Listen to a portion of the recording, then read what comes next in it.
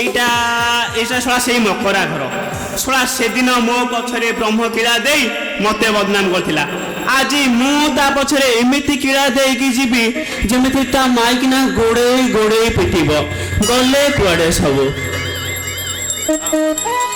আরে এই তো তা মাইকিনা কোন চৌলা মরে ধূপ বুলাউছি ও সতী গঙ্গেই তো ভাউজ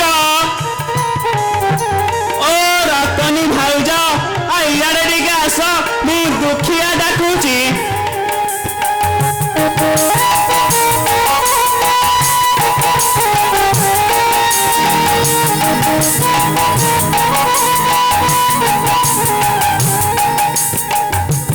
ভাউজ নমস্কার দুঃখিনা তমে চালি রে তোরা পদ্ম ফুটে ওঠর ছাড়ে মহু কহিবি অত কি থরে মতে নাই আর কহিবিনি দুঃখিনা তম যে কথা না না না ভোগ কদলী খাই দিও কদলী এ ভাউজ তুমি কোন প্রতিদিন কদলী ভোগ করছ হ্যাঁ পরা ইয়ে তো আমার ফার্ম হাউস কদলী ভଳିଆ ହେଇଛି আরে ভাইনা জায়গা থেকে কান্ধিয়ে কাটি আনছিনি বোধে কদলী দেখি চিনি দেলা না হ্যাঁ পরা তমরে ভাই আনিଥିଲେ বুঝিলা দুঃখিনা ইয়ে ସବୁଦିନ ମୁଁ ଚଉଦା ବେଳେ କାହିଁକି କଦଳୀ ଭୋଗ କରୁଛି କାହିଁକି କାହିଁକି ମାନେ ତମ ଭାଇନାଙ୍କୁ ନା ଏବେ ପରା ଶନି ସପ୍ତାହ ପଡିଛି ମାର୍କ ଦଶା ବି ପଡିଛି ଇଏ ପଣ୍ଡିତ କହିଛନ୍ତି ଇଏ ସବୁ କଟିବା ପାଇଁ ମତେ ନେଇତି ଚଉଦା ବେଳେ କଦଳୀ ଭୋଗ କରିବାକୁ ପଡିବ ପ୍ରତି ସଂକ୍ରାନ୍ତିରେ ଘିଅ ପୋଡିବାକୁ ପଡିବ ଆଉ 7 ପାଳି ଶନି ମେଳା କରିବାକୁ ପଡିବ 4 ପାଳି ସରିଲାଣି ଆଉ 3 ପାଳି ବାକି ଅଛି ଏ ଭାଉଜ ତମକୁ ପୁରା ମାନିବାକୁ ପଡିବ ସ୍ୱାମୀଙ୍କ ପାଇଁ ତମର କେତେ ଚିନ୍ତା ଆଉ ତୁମ ଭଳିଆ ସ୍ତ୍ରୀ 7-8 ଜନ୍ମ ତପସ୍ୟା କଲେ ମିଳନ୍ତି ହଁ ପରା ତମ ଭାଇନା କଣ ଏସବୁ ବୁଝୁଛନ୍ତି এই দেখো না নিতি রাতি পাইলে শনি ঠাকুর ডাকুছে হে প্রভু শনি ঠাকুর মোর পছে যাহা ক্ষতি হবা কথা হেই যাও আর তম ভাইনাଙ୍କ পাদরে ইয়ে কান কোড়ি কন্টা দিয়ে বি ন ফুট আহা ভাউজ ତମକୁ ଦେଖି ମନେ ହେଉଛି ଏବେ ବି ସାବିତ୍ରୀ ବଞ୍ଚିଛନ୍ତି ଆଉ ସ୍ୱାମୀଙ୍କ ପାଇଁ ତମର କେତେ ସ୍ନେହ କେତେ ପ୍ରେମ କେତେ ଭକ୍ତି ତମେ ବୁଝୁଛ କି କେଉଁଟା କଲା ପାଇଁ ସେ ବାଡ଼ି ଖିଆ ଡାଙ୍କୁଣି ଖିଆ ଡାକ ପସା ଗଜ ଛକା ଜମାରୁ ବୁଝୁ ମାନେ କି କମ ଦୋଷ ଏ ମୋ ପରିକା ଗୋଟେ ଅଝାଲ ମାଇକିନା ଘରେ ଥାଉ ବାଡ଼ି ଖାଇକି ତା ଘରେ ପଶି ଯାଉଛି କାହିଁକି ଆଉ କାହା ଘରେ ପଶି ଜଗଣି ଖିଆ କମ ପାପ କରୁଛି ଏ ଭାଉଜ ଭାଉଜ ମୁଁ ଏଠି ଛିଡ଼ା ହେଇଛି ଦେଖିନା ମୋର ହେଜ ନଥିଲା କିଛି ଖରାପ ଭାବିବନି ବୁଝିଲା ଦେଖିନା ମୁଁ ତମ ଭାଇନା କେମିତି ଗାଳି କରୁଥିଲି ବୋଲି କାହା କହିବନି ଭାରି ମନ ଖରାପ ନା ମା ମୁଁ ତମ ସ୍ୱାମୀ ସ୍ତ୍ରୀ ଭିତରେ କାହିଁ ପଶିବି ତମେ ନିର୍ଭୟ ରୁହ ମୁଁ କାହାକୁ କିଛି କହିବିନି ଛାଡ଼ ଆଚ୍ଛା ଦୁଃଖିନା ଇଏ କଣ ତମର ଦିନେ କାଳେ କାହିଁ ଫୋନ ନାହିଁ ଫାନ ନାହିଁ ସେ ଫୋନ ଦେଖିକି ମୁଣ୍ଡ ଖରାପ ହେଇଗଲାଣି ଇଏ କଣ କିଛି ଚିଠି ପତ୍ର ନାହିଁ ହଠାତ୍ କେମିତି ଏଠିକି ଚାଲି ଆସିଲା ବା ହେଇଟି ଭାଉଜ କଣ କଥା କଣ କି ମୁଁ 6 ମାସ ହେଲା ଭାବିଲି ତମକୁ ଗୋଟେ କଥା କହିବେଲି ହେଲେ ଜମାରୁ ମତେ ସମୟ ମିଳେନି ଏଇ ଭାଇନାଙ୍କ ବିଷୟରେ ବା ହଁ ଏ ଭାଇନାଙ୍କର ତ ନୁଙ୍ଗୁଡ଼ା ଦୋଷ ଅଛି ସମସ୍ତେ ଜାଣନ୍ତି କିନ୍ତୁ ଘରୁ ଜିନିଷ ପତ୍ର ନେଇ କାହାକୁ ଦେବା ନା ବିଷୟରେ ଜାଣିଛ କି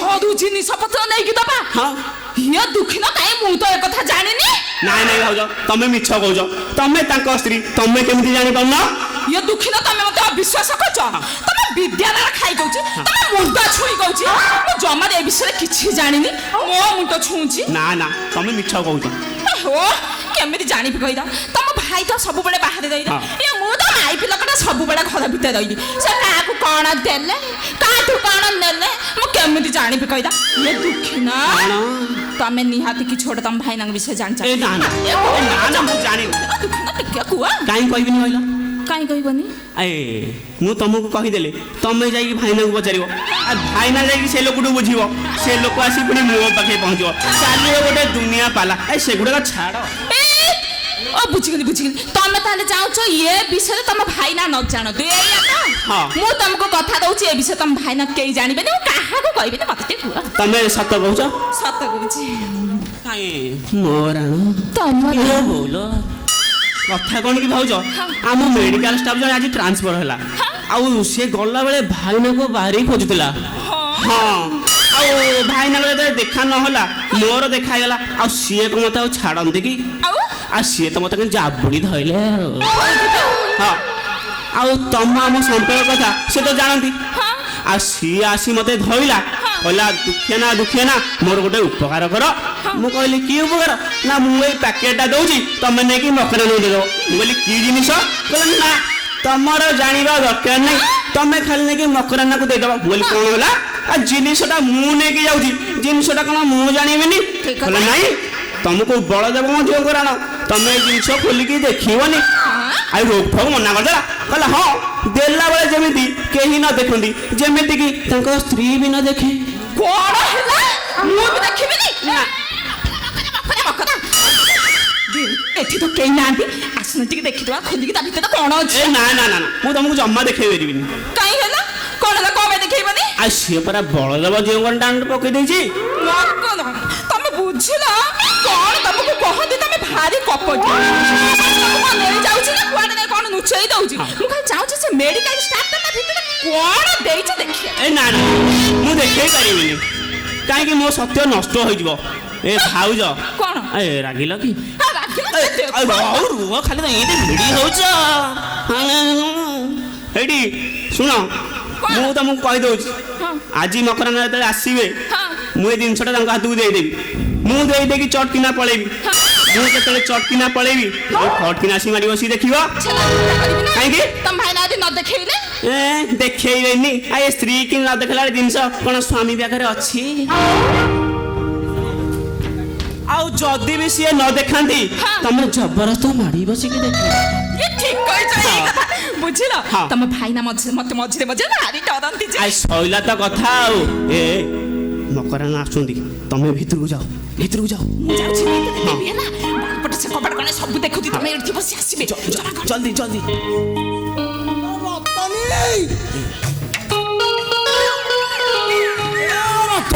ଭାଇନା ନମସ୍କାର।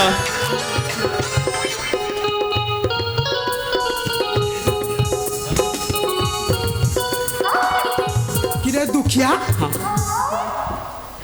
ତୁ ମୋ ଘରେ କଣ ଚୋରଙ୍କ ଭଳିଆ ଠିଆ ହେଇଛୁ? କଣ 10-15 ମିନିଟ୍ ହବ? ପୁରା 45 ମିନିଟ୍ ହବ।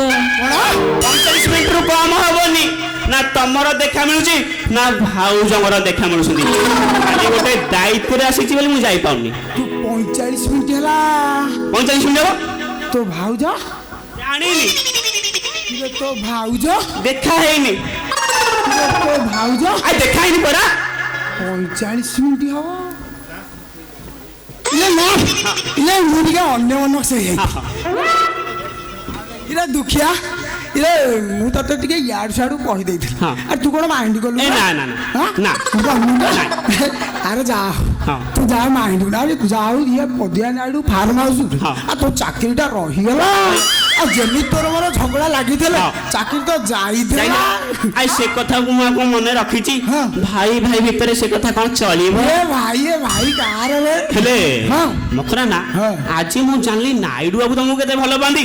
ପଦିଆ ପୁରା ଜୀବନ ଠାରୁ ଅଧିକ। ସିଏ ଆଜି ହାଇଦ୍ରାବାଦ ଗଲେ, ଗଲାବେଳେ ତମକୁ ଭାରି ଖୋଜୁଥିଲେ। ଯେତେବେଳେ ତମର ଦେଖା ନ ପାଇଲେ ମୋ ପାଖରେ ଆସି ପହଞ୍ଚି ଗଲେ, କହିଲେ ଏଇ ପ୍ୟାକେଟଟା ମୁଁ ଦଉଛି ତୁ ନେଇକି ମକରାନାକୁ ଦେଇଦିଏ। ମୋ ଛାତି ପୁରା କୁଣ୍ଠ ହେଇଗଲା। ମୁଁ କହିଲେ ମକରାନାଙ୍କର କେତେ ବଡ ବଡ ଲୋକ ସହିତ ସମ୍ପର୍କ। ମୁଁ କହିଲି ଆଜ୍ଞା କହୁନାହାନ୍ତି ଆଜ୍ଞା ଜିନିଷଟା କଣ? ନା ନାଇଁ ସିଏ ମୋର ଆତ୍ମୀୟ ଲୋକ, ମୁଁ ତାକୁ କଣ ଦେଲି କଣ ନ ଦେଲି ତୋର ଜାଣିବା ଦରକାର ନାହିଁ। ପଦିଆ କହିଲା ନା ମୋ ଆତ୍ମୀୟ? ପଦିଆ କହିଲା କି ନାଇଁ? କହିଲା। ସିଏ ବୁଢାର ଯୋଉ ଭଲ ପାଇବାଟା ତୁ କଥା ବୁଝିବୁ। କାଇଁ କହୁନ ଟିକେ କଣ? ତୁ ପାରିବୁନୁ ରେ।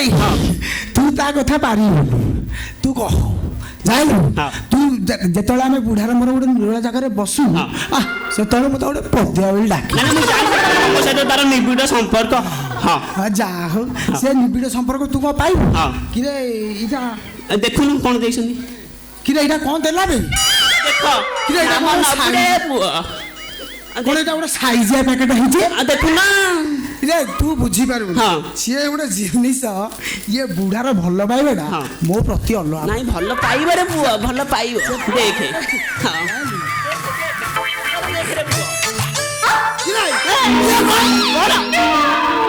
ଇଏ କଣ କଣ? ବେ ଉଠା ତାକୁ କଣ କିରା ଜାପାନୀ ତେଲ ଜାପାନୀ କ୍ୟାପସୁଲ ଫଳ ଫୁଲ ଆଇ ମତେ ତମେ କଣ ଦଉଛ? ଇଏ ତୁମ ଘର ଭାଙ୍ଗିଲା କଣ ମତେ ତମେ କଣ ଦଉଛ? ତମକୁ ସେ ଦେଇଛନ୍ତି ତମେ ରଖିବ ନା? ନାଇଁ ମୁଁ ଏଗୁଡ଼ା ରଖିବିନି। ହଉ ତାହେଲେ ମୁଁ ଫେରେଇ ଦଉଛି, କହିବି ମକରାନା ରଖିଲେ। ଯା କେ ଦୁଃଖିଆ ଏଇଟା ତୋ ଚାକିରିଟା ଚାଲିଯିବ ବେ। ଆଏ ମୁଁ ଏବେ କଣ କରିବି ଟିକେ ତମେ ଡରୁଛ କାହିଁକି? ଏ ଭାଉଜ ଡରୁଛ କି? ହଁ, ହଁ। ଖାଲି ବାହା ହେବାକୁ ହଙ୍କ ହଙ୍କ ସବୁ ହଉଛ, କିନ୍ତୁ ଭାଉଜକୁ ଗୋଟେ କେହି ସମ୍ଭାଳି ପାଉନ ନାଇଁ? ପାଳେ ଦିଅ ରେ ଦଉଛି ବ୍ୟସ୍ତ ହବ, ଖାଲି ଇତି ଇତି ହେବାକୁ ସମୟ ହଉଛି, କିନ୍ତୁ ଇଆଡେ ସମ୍ଭାଳି ପାରୁନ। ଦେଖ ମୁଁ ତମକୁ କହୁଛି, ତମ ଖାଇବା ଟେବୁଲ ଉପରେ ଯୋଉ ଏ ଯୋଉ ବୁଢା ମୂର୍ତ୍ତି ବା ସେ ପେଟ ଭିତରେ ନେଇ ରଖିଦବ। ଆରେ ଚନ୍ଦ୍ର ସୂର୍ଯ୍ୟ ଦେଖିପାରିବେନି, ତମ ଭାଉଜ କଣ ଦେଖିବ? ସେଠି ମକରାନା ମୁଁ ତମକୁ ଉପାୟ ବତେଇଦେଲି, ଏଥର ତମେ ସମ୍ଭାଳ। ଧର ନାଇଁ ନାଇଁ ତମେ ଧର, ତୁ ରଖିଥା। ମୁଁ ଚାଲିଲି।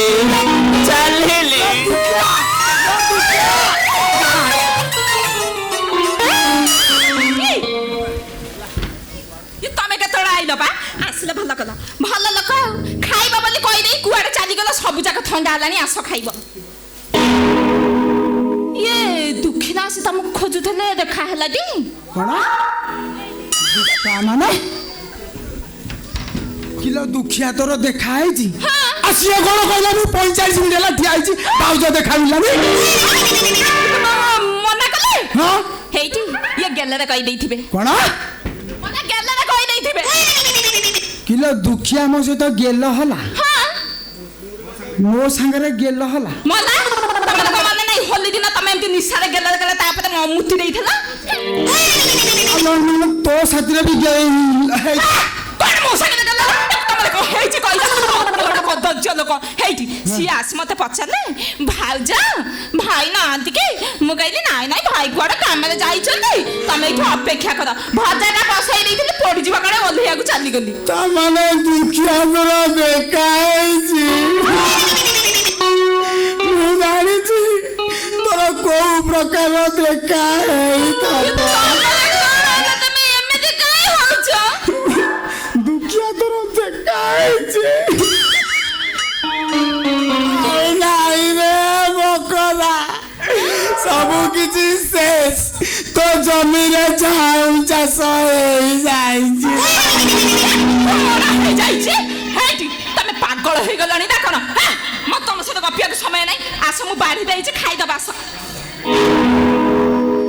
ଇଏ ସନିଆ ବାପା, ତମେ ସେ ତଳେ ଏମିତି କଣ ପୁରେଇକି ରଖିଛ ପେଟ? କାଖ ବୁଲୁନି କାଖ ଗୁରିଟା ଏଠି ଉଠିବା କଥା, ତମର ଏଠି କଣ ଏତେ ବଡ ଉଠିଛି? ଆଲୋ ଟିକେ ତଳୁଆ। ବୁଝିଗଲି। କାଲି ରାତିରେ ମୁଁ ଗୁଲୁଗୁଲା ଖାଇବାକୁ ଇଚ୍ଛା ହଉଛି କହିଥିଲି, ଆଣିଛ ନା? ଆଲୋ ନାଇଁ ଏରା ଗୁଲୁଗୁଲା ନୁହଁ ଲୋ। ଏ ଗରମ ଗୁଲୁଗୁଲା ଗୁଡାକ ସେଠି ଜାକିଲେ ସେ ତାତେ ଯିବ ଯେ। ଦିଅ ମୋର ଭାରି ଖାଇବାକୁ ଇଚ୍ଛା ନାହିଁ, ତମେ ଭାତ ଖାଇବ, ମୁଁ ଗୁଲୁଗୁଲା ଖାଇବି। ଇଏ ଶୁଣ, ଆମର ଯୋଉ କଥା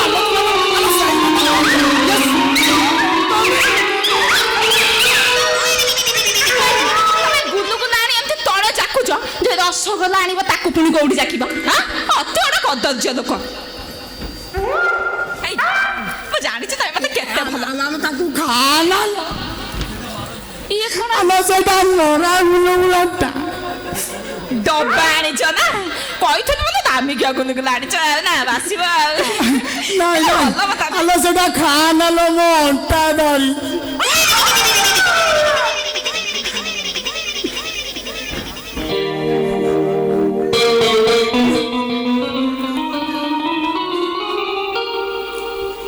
ହେ ବାড়ি খিয়া কোন জাপানি তেল জাপানি মেডিসিন ওরে ফিমেল বাড়ি খিয়া ডাকুনি খিয়া গাত পসা তো বউ ভাই পাপা এরি চুকি দেই ये नहीं, ये फार्माउस दुखिया, ये तेलंगाना, ये नहीं বাড়ি খিয়া ডাকুনি খিয়া বাড়ি খিয়া গজা ছতরা হই রে তো এই সব মো খাই না বাবা বাড়ি কাকু বসে কোন আন্টি সন্তুলি ঠিক করছু তো এই সব আনিছ তাকু দবা পাই नहीं लो, ये फार्माउस दुखिया।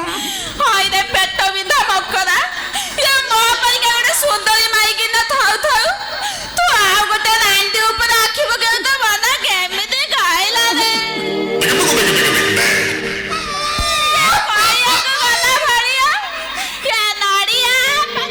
कैरी कैरी काला मजा मत छाड़ी कौन आंटी की ठीक कही छिला मजा चापानी पायसा छाना छानी आलो मनानी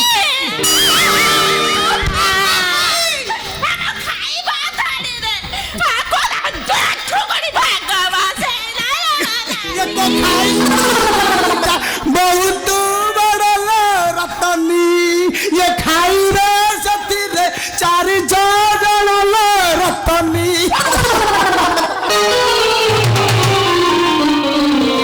चौकड़ी खा दाखुई खा कौन कहियो ना ना कौन कहि मो खाइबा थाली बड़ सेठ भाई 4-6 जण ठीक अछि तू हमरे 3 जण खाई ये रही जा रतनी रही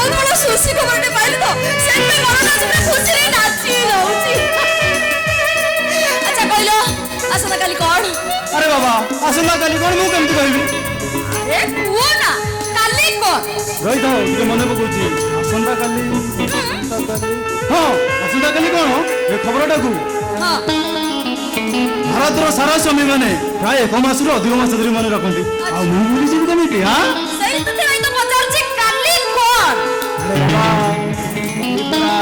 सावित्री अमावस्या अच्छा कहले देखी सावित्री अमावस्या रे कोन सब हुए कौन हम प्रति वर्ष पर तुम सावित्री व्रत पालन कर नुआ शाढ़ी पिंधि मु बेसी दिन बंची बोली माँ सावित्री पाखे प्रार्थना कर दिन सारा उपास रफलमूल खाइब प्रति वर्ष हे ए वर्ष भी से हम ए वर्ष किछि अलगा हबो माने माने हमें बाहर लेडी सोसाइटी निष्पत्ति लेइछु ए वर्ष सावित्री व्रत को मंदिर रे हबोनी बाबा hotel blue night hotel blue night रे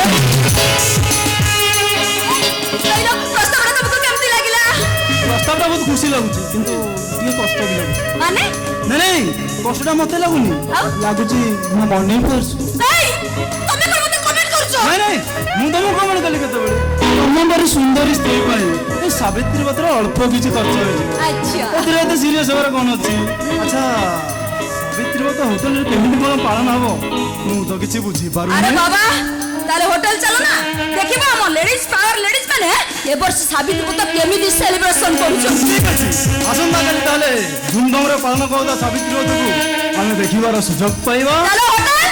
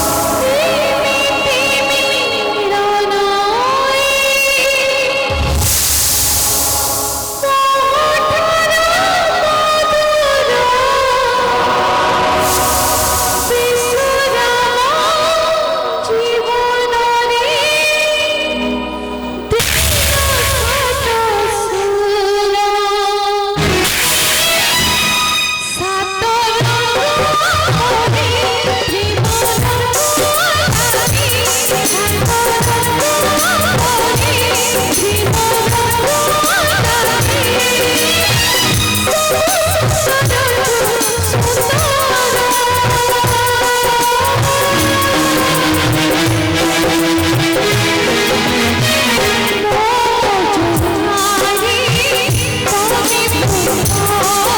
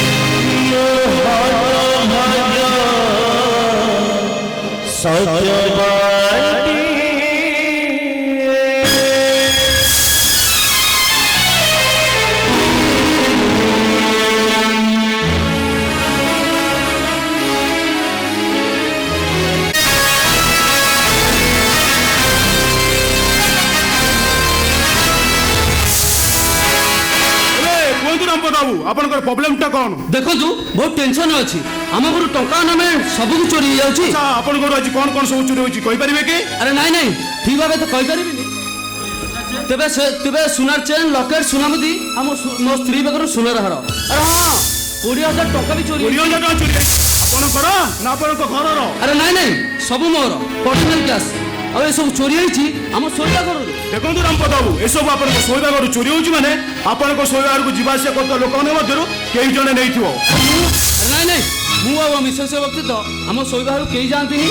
ताले आपण आपण मिसेस को संदेह करूछंती ଦେଖନ୍ତୁ ଆଜ୍ଞା ମୋ ପର୍ସନାଲ ଲାଇଫ ହିଷ୍ଟ୍ରି ଆପଣ ଜାଣିଛନ୍ତି କେମିତି କୋଉ ପରିସ୍ଥିତି ପଡ଼ି ନମିତାକୁ ବାହାଇଥିଲି ସେ କଥା ମୁଁ ଆପଣଙ୍କୁ ଅନେକ ଥର କହିସାରିଛି। ନମିତାକୁ କେବେ ସ୍ତ୍ରୀର ଅଧିକାର ଦେଇନି କେବେ ସ୍ତ୍ରୀର ସମ୍ମାନ ଦେଇନି ଏ କଥା ସତ। କିନ୍ତୁ ନମିତା ଯେ ଏଗୁଡ଼ି ଚୋରି କରୁଛି ନା ନା ନା ମୋର ଜମା ବିଶ୍ୱାସ ହଉନି। देखନ୍ତୁ रामपद बाबू आपनक घर चोरी होची माने निश्चय केही जने चोरी करिछि जे संदेह परिसर भितर को आसुची से कथा को आपण ग्रहण करि पारु नांते ଗ୍ରହଣ କରୁନି ଯେ ଭବିଷ୍ୟତରେ ଗ୍ରହଣ କରିପାରିବିନି ଏ କଥା ସତ। ନମିତା ଯେ ଏ ଘରୁ ଚୋରି କରୁଛି ସ୍ୱୟଂ ଭଗବାନ ସେ କଥା କହିଲେ ବି ମୁଁ ଜମା ଗ୍ରହଣ କରିପାରିବିନି। ताले मु आपनक मिसेस को सहित टिके आलोचना करि पारे के ओके व्हाई नॉट ମୁଁ ତ ଜାଣିବାକୁ ଚାହୁଁଛି ଅପରାଧୀ କିଏ। ଏଇ ତ ନମିତା ଆସିଲେଣି। ନମିତା ଇଏ ମୋ ବନ୍ଧୁ ସବ୍ ଇନ୍ସପେକ୍ଟର ଜମେଶ ଅଧିକାରୀ। ଏ ମଝିରେ ମଝିରେ ଯୋଉ ଆମ ଘର ଚୋରି ହେଇଯାଉଛି ସେଥିପାଇଁ ସାର୍ଙ୍କୁ ଡକେଇଥିଲି। ଆଉ ସାର୍ ଯାହା ପଚାରିବେ ତମେ ସିଧା ସିଧା ଉତ୍ତର ଦେବ। हां रामपद बाबू आपण टिके बाहर को चली गेले भलो होंता माने जदि आपनकर किछि आपत्ति न थाए ଆରେ ନାଇଁ ନାଇଁ ଏଥିରେ ଆପତ୍ତି କରିବାର କ'ଣ ଅଛି। ଆଚ୍ଛା ନମିତା ସାର୍ ଯାହା ପଚାରିବେ ତମେ ଠିକ୍ ଠିକ୍ ଉତ୍ତର ଦେବ। ଆସୁଛି।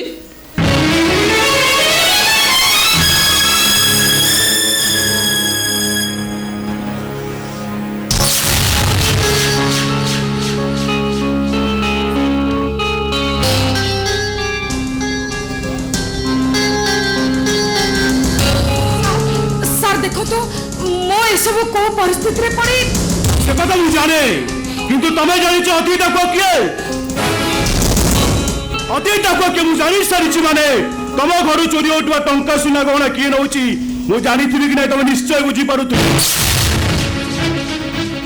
सुनो पदिया नै खबर देसंती सियानी की जहां चाहिए तमे ए गले सेया करिवो ନା ସାର୍ ମୁଁ ପାରିବିନି ମୁଁ ता नहले मु तम गुणर लाठिया भांगी देबे पुणी तमक से वस्तु को फेरी जीवा को हबो से जजा मर जीवन निज पेटर भोक को मेंटेन को जाई अन्यर भोक लिबेबा को पड़िबो तम देहर कंचा मांस को बीच बाजार पर बिक्री करबा को पड़िबो एतरा को मैडम आपण मो कथा राजी ना नै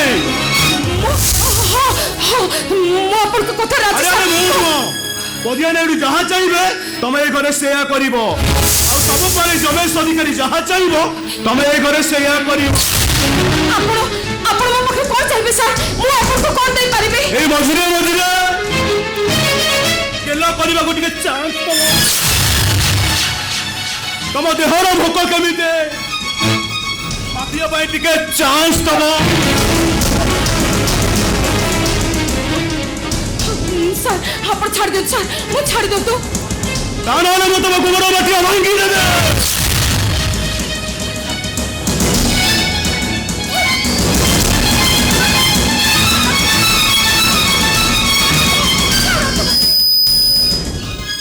अरे किए सेडे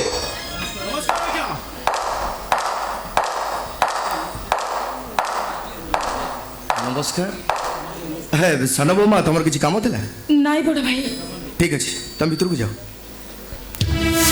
हाँ सुन शक्ति कहबो मो संगठी देखा करिवो ଆଜ୍ଞା ओके अरे सब इंस्पेक्टर जमेश अधिकारी हठात आम घरे एमती पाद पड़ी गला छे नहीं माने कथा कोन की हाँ आपण को घर मझिरे सुना गहना टंका सब चोरी होउची तो सेति पई रामपद बाबू मते डाकिथिले आम घरु सुना गहना चोरी होची कहीं एक कथा तो मु जानिनी अच्छा सब इंस्पेक्टर एक कथा को नहीं आम घर थाना के एफआईआर दी ना ना एफआईआर तो के दी नांते ताले जेहेतु आपण को घर सहित मोर पारिवारिक संपर्क अछि सेति पई चली आसीबा कथा आउ कोन आपण आम घर सहित पारिवारिक संपर्क हाँ अरे थटा कला भाया कथबार्ता करुछंती मो पुलिस सब इंस्पेक्टर जमेश अधिकारी ଆପଣଙ୍କ ଘର ସହିତ ମୋ ପାରିବାରିକ ସମ୍ପର୍କ ଅଛି। ବାସ୍ତବିକ ସବ୍ ଇନ୍ସପେକ୍ଟର ଆପଣଙ୍କ ସହିତ ମୋର ପାରିବାରିକ ସମ୍ପର୍କ ରଖିବା ଯେକୌଣସି ଲୋକର ଗୋଟେ ଗର୍ବ ଗୌରବ। କଣ ଜାଣିଛନ୍ତି ଆପଣ ମୋ କ୍ୟାରେକ୍ଟର ସାର୍ଟିଫିକେଟ କଣ ଜାଣିଛନ୍ତି? ଆଚ୍ଛା ଜମେଶ ଅଧିକାରୀ ଧର୍ମଶାଳା ଥାନାରେ ଥିଲାବେଳେ ଗୋଟେ ନବବିବାହିତା କନେଷ୍ଟବଳକୁ ଆପଣ ଖରାପ ବ୍ୟବହାର ଦେଖେଇଥିଲେ ଆଉ ତାର ପ୍ରତିବଦଳ ସ୍ୱରୂପ ଆପଣଙ୍କୁ ସେ ଚପଳରେ ପିଟିଥିଲା। ଆପଣ ହେଉଛନ୍ତି ସେଇ ସବ୍ ଇନ୍ସପେକ୍ଟର ଜମେଶ ଅଧିକାରୀ। ଆଉ କଟକ ଥାନାରେ ଥିଲାବେଳେ ଆପଣ ଲାଞ୍ଚ ନେଇ ଭିଜିଲାନ୍ସରେ ଧରା ପଡ଼ିଯାଇଥିଲେ ଆଉ ତା ପ୍ରତିବଦଳରେ ଆପଣ 2000 ଟଙ୍କା 3 ଖଣ୍ଡ ନୋଟ ଖାଇ ଦେଇଥିଲେ ଆଉ ସେ ସବ୍ ଇନ୍ସପେକ୍ଟର ଆପଣ ତଣ୍ଟି ଚିପିକି ଧରିଥିଲେ। ଆପଣ ହେଉଛନ୍ତି ସେଇ ସବ୍ ଇନ୍ସପେକ୍ଟର ଜମେଶ ଅଧିକାରୀ।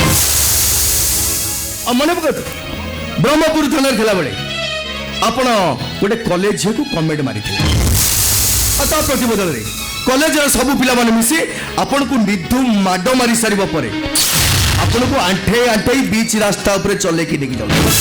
ଆପଣ ହେଉଛନ୍ତି ସେଇ ସବ୍ ଇନ୍ସପେକ୍ଟର ଜମେଶ ଅଧିକାରୀ। ଆଉ ଶୁଣିବେ ଆଉ ଆପଣଙ୍କ କ୍ୟାରେକ୍ଟର ବିଷୟରେ କହିବି। ଓ ବାସ୍ ବାସ୍ ବାସ୍ ମୁଁ ମାନୁଛି ମୋ କ୍ୟାରେକ୍ଟର ସାର୍ଟିଫିକେଟ 2-4ଟା ବ୍ଲାକ୍ ସ୍ପଟ ଅଛି। ଆଉ ଆପଣ ଅଧିକ କଣ କହିବେ? ଆଉ ସେ ଭାର୍ଗବପୁର ଫାର୍ମ ହାଉସ୍ କଥା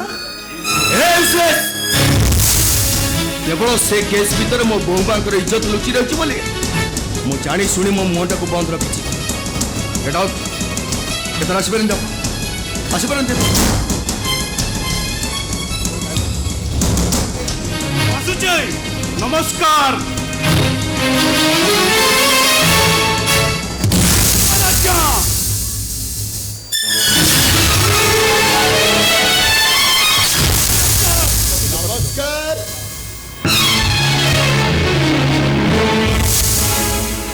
ବାପା ଧର୍ମପଦ ଏ ମତେ କଣ ପାଇଁ ଫୋନ କରି ଡକେଇଲ ଇଏ? ଭାର୍ଗବପୁର ଥାନା ଫାର୍ମ ହାଉସ୍ରେ ମାନସ ବୈରାଗୀ ଏବେ କୋଉଠି? ବାପା ସେଇଟା ବହୁତ ନିଶା ସେବନ କରୁଥିଲା ଆଉ ତମେ ତ ଜାଣିଛ ସେ ବାବୁ ତମେ ପୁରା ପରଫେକ୍ଟ ତେଣୁକରି ବିଦାୟ କରିଦେଲେ ସେମାନେ ଚାଲିଗଲା ଆଉ। ସତ କହିବାକୁ ଚେଷ୍ଟା କରନ୍ତୁ। ଯେହେତୁ ମୁଁ ଆପଣଙ୍କର ଜୁଆଇ ଶକ୍ତିପଦ ପରିଜା ନୁହଁ ମୁଁ ହଉଛି ତା ବଡ ଭାଇ ଧର୍ମପଦ ପରିଜା। ଏ ବାପା ତମେ ତମ ଭଏସରୁ ଯାହା ଜଣା ପଡୁଛି ତମେ ମୋ ବିଷୟରେ ଗୋଟେ ଗୋଳମାଳିଆ କଥା ଶୁଣିଲା ଲାଗୁଛି ଆଉ। ଆପଣ ଆଉ ସେ ସବ୍ ଇନ୍ସପେକ୍ଟର ଜମେଶ ଅଧିକାରୀ ମିଶି ସେ ମାନସ ବୈରାଗୀ ସ୍ତ୍ରୀ ଇତି ବୈରାଗୀକୁ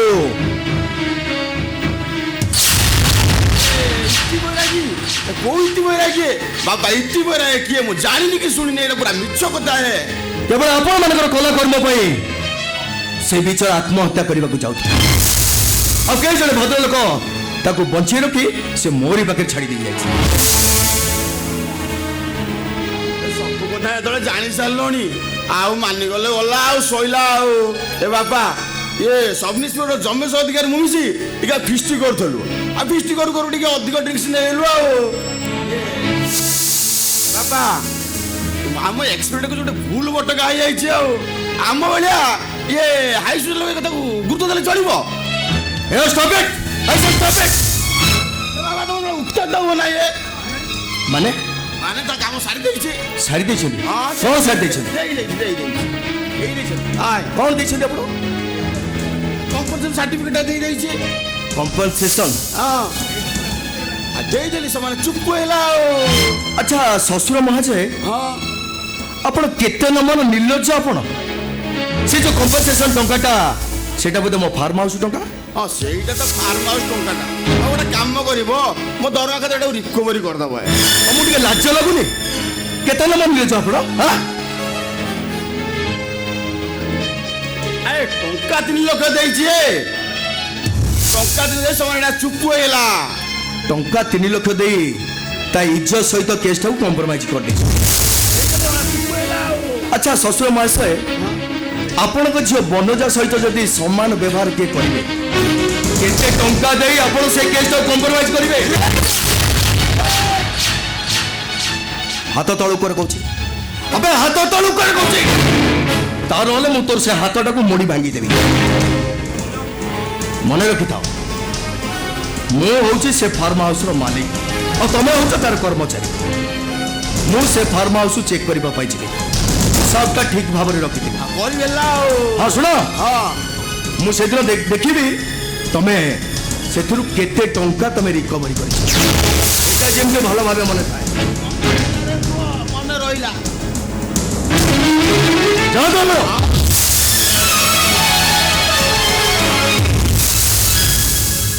ଆରେ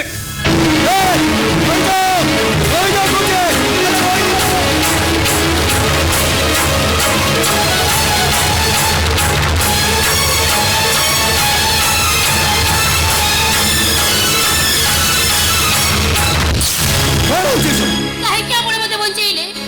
ଆତ୍ମହତ୍ୟା କରିବା ପରେ ତମକୁ ଜଣାବ ଜରୁରୀ ମରିବା ଛଡ଼ା ମୋ ପାଖରେ ଆଉ କିଛି ବି ରାସ୍ତା ନାହିଁ। ନାଇଁ। ତମେ ତମେ ଠିକ କରୁନ। ତମ ପାଇଁ ମୁଁ ଏ ପରିସ୍ଥିତିରେ ଆଉ କ'ଣ କରିପାରିଥାନ୍ତି ବାବୁ? ତମେ ମନେ ପକାଅ ଏଠି ସେଦିନ ସେ ଛୋଟିଆ ଗାଁ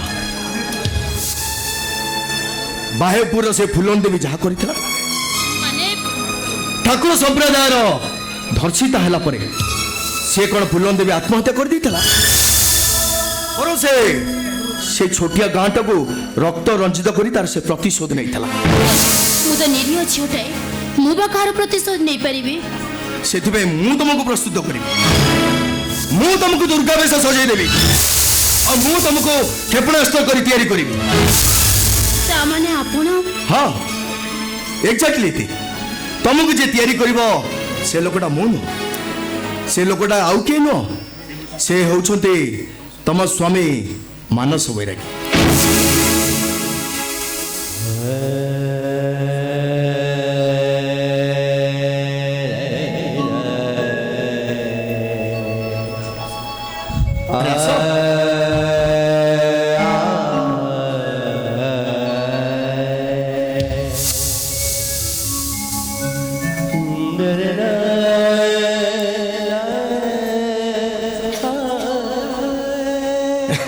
ଦେଖ ମାନସ, ମୁଁ ଇତି ସାଙ୍ଗରେ ସବୁ କଥା ହେଇସାରିଛି ଆଉ ତମେ କଥାବାର୍ତ୍ତା ହେଇସାରିଲା ପରେ ମୋ ସାଙ୍ଗେ ଦେଖା କରିବ। ମୁଁ ଆସୁଛି।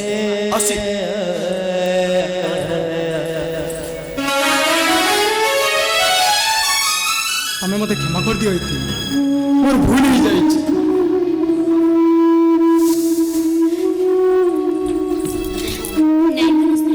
ମୁଁ ତ ତମକୁ ଅନେକ ଦିନ ଆଗରୁ କ୍ଷମା କରି ସାରିଛି। ତମେ ସତ କହୁଛ? ହଁ, ମୋ ପାଖରେ କୋଉ ପରିସ୍ଥିତିରେ ପଡ଼ି ତମେ ସେ ଲୋକଟାକୁ ମାନି ନେଇଛ, ମୁଁ ସେ କଥା ବୁଝି ସାରିଛି। ଗୋଟେ ପୁରୁଷ ଗୋଟେ ସ୍ତ୍ରୀର ସ୍ୱାମୀ ହେବା ଆଗରୁ ପ୍ରଥମେ ବାପା ମାଙ୍କର ପୁଅ ହେଇଥାଏ ଆଉ ଭଉଣୀର ଭାଇ ହେଇଥାଏ। ଭଲ ସ୍ୱାମୀ ହେବା ଆଗରୁ ବାପା ମାଙ୍କର ଭଲ ପୁଅ ଭଲ ଭାଇ, ଏହି କର୍ତ୍ତବ୍ୟ ମୋ ପାଖରେ ଭୁଲ କରିବା ପାଇଁ ତମକୁ ବାଧ୍ୟ କରିଥିଲା। ଆଉ ଏକଥା ମୁଁ ନିଜକୁ ବୁଝେଇ ସାରିଛି, ଆଉ ଏକଥା ବି ବୁଝି ସାରିଛି ତମେ ହେଉଛ ଏ ଦୁନିଆରେ ସବୁଠୁ ଭଲ ମଣିଷ। ମାନସ,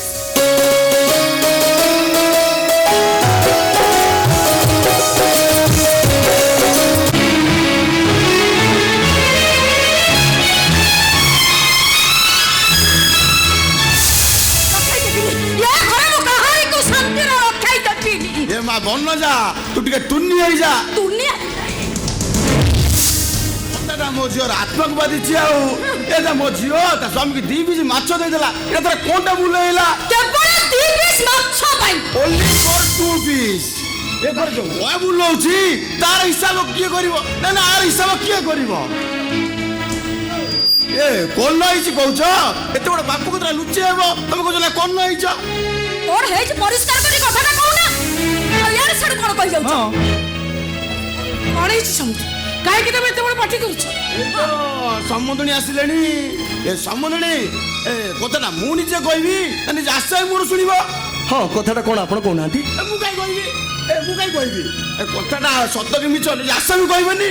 ଆସାମୀ କହିବା କ'ଣ ହେଇଛି? ଏ ବା ନିମି ନିମିଲୋ, ଆଇଲୁ ମା ଟିକେ ଭିତରକୁ ଆଇଲୁ। ସାନ ମାମାଙ୍କର କ'ଣ ହେଇଛି? ସାନ ବାବାର କ'ଣ ହେଇଛି ସିଏ କହିବନି କି? ତମେ କାହିଁ ଚାଲି ଯାଉଛ? ଏ ମା ନମିଲୋ, ଆଲୋ ତୋର କେହି ନଥିଲେ ବି ତୋ ବାପା ବଦଳେ ମୁଁ ଆଉ ଗୋଟେ ବାପା ଠିଆ ହେଇଛି। ତେଣୁ ତୁ ପରିଷ୍କାର କରି କହ, ମୁଁ ଆଉ ଡରିବାର ନାହିଁ ରେ। ତୁ ସିଧା ସେଠି କୋରେ କ'ଣ ହେଇଛି? ସାନ ବୋମା କ'ଣ ହେଇଛି? କ'ଣ ହେଇଛି ମା କ'ଣ ହେଇଛି କ'ଣ ହେଇଛି? କ'ଣ ହେଇଛି କାଲି ରାତିରେ ମୋ ଘର ଭିତରେ ପଶି କିଏ କିଏ ସେ କୁହ ବୋମା ଆରେ ଅଟିଗଲ କାହିଁ କହୁନା କାଲି ରାତିରେ ମୋ ଘର ଭିତରେ ପଶି ବଡ଼ ଭାଇ ଏ ଝିଅଟା ମୋର ଲାଜରେ କିଛି କହିପାରୁନି ମୁଁ କହୁଛି ଶୁଣ ଇଏ ଆଚ୍ଛା ଏବେ ରାମପଦ ଘରେ ନାହିଁ ଏଇ ସୁଯୋଗ ନାହିଁ ଏ ଧର୍ମପଦ ରାତିରେ ଟୋଳା କୁଟଲା କରୁଛି ଏ କଥା ସାନ ବୋମା କହୁଛନ୍ତି ହଁ ଏଇ କଥା ମୁଁ କହୁଛି ଭାଇ ବାବୁ ଟୋଳା କୁଟଲା କରିବ ନା ପାପ ନୁହଁ ତ ମହାପାପରେ ମୁଁ ତ ପ୍ରଥମରୁ ଏଇ କଥା ସନ୍ଦେହ କରୁଥିଲି ବେଇମାନ ଯୋଉଠୁ ଏ ଘରକୁ ଆସିଛି ଭାଇଙ୍କର ତାପରେ ଆଖି ଥିଲା ଏ ମଝିରେ ସିନା ଆମ ରାମପଦର ପଶି ଗୋଟେ କେଳେଙ୍କାରୀ କରିଦେଲା ଏଇ ମୋ କଥା ଭଲ ଭାବରେ ଶୁଣ ଯୋଉ ଘରେ ଏଭଳି ଲୋକ ଥିବ ସେ ଘରେ ରହିବା ମୋ ପାଇଁ ଆଦୌ ନିରାପଦ କେତେବେଳୁ ଯେ ତମେ ନଥିଲା ବେଳେ ଇଏ ଯେ ମୋ ଉପରେ ଖରାପ କି ନ ପକାଇବେ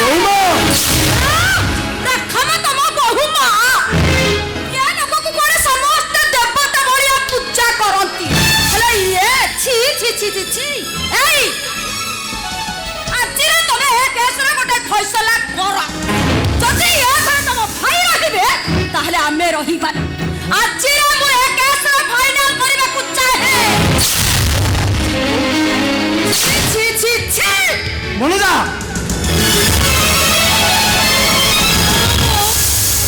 ଏସବୁ ମୁଁ କଣ ଶୁଣୁଛି ଏସବୁ ମୁଁ ବି କିଛି ବୁଝିପାରୁନି ଲୋ ବୋଉ ଆମ ଘରେ ଏସବୁ ଅଚାନକ କ'ଣ ହେଇଯାଉଛି ଏ କଥା ମୁଁ କିଛି ବି ବୁଝିପାରୁନି ସାନ ବୋଉମା ତମେ ଯାହା ସବୁ କହିଗଲ ଏ କଥା କ'ଣ ସତ ସେ ଥରେ ତ କହିଲା ତମେ ଟୋଳା ଉଠଲା କରୁଥିଲ ସେ କଥା ବାରମ୍ବାର ରିପିଟ୍ କାଇଁ କୁହନ୍ତୁ ଆପଣ ମୋ ଗାର୍ଡିଆନ ନୁହନ୍ତି ଅନାଧିକାର ଚର୍ଚ୍ଚା କରନ୍ତୁ ନାହିଁ ଆପଣ ଚୁପ୍ ରୁହନ୍ତୁ ହେଲା ଆଉ ଚୁପ୍ ରହିଲେ ଦେଖ ସାନ ବୋଉମା ମୁଁ ତମକୁ ଆମ ଘରକୁ ନେଇକି ଆସିଥିଲି ଆମରି ଘରେ ମୁଁ ତମକୁ ଆଶ୍ରୟ ଦେଇଥିଲି କୌଣସି ଦିନ ମୁଁ ତମକୁ ଖରାପ ବ୍ୟବହାର ବି ଦେଖେଇନି ତମେ ସତ କହିଲ ସାନ ବୋଉମା ତମେ ସମସ୍ତଙ୍କ ସାମ୍ନାରେ ଯାହା କହିଗଲ ଏ କଥା କ'ଣ ସତ ତୁ ରହରେ ବାପା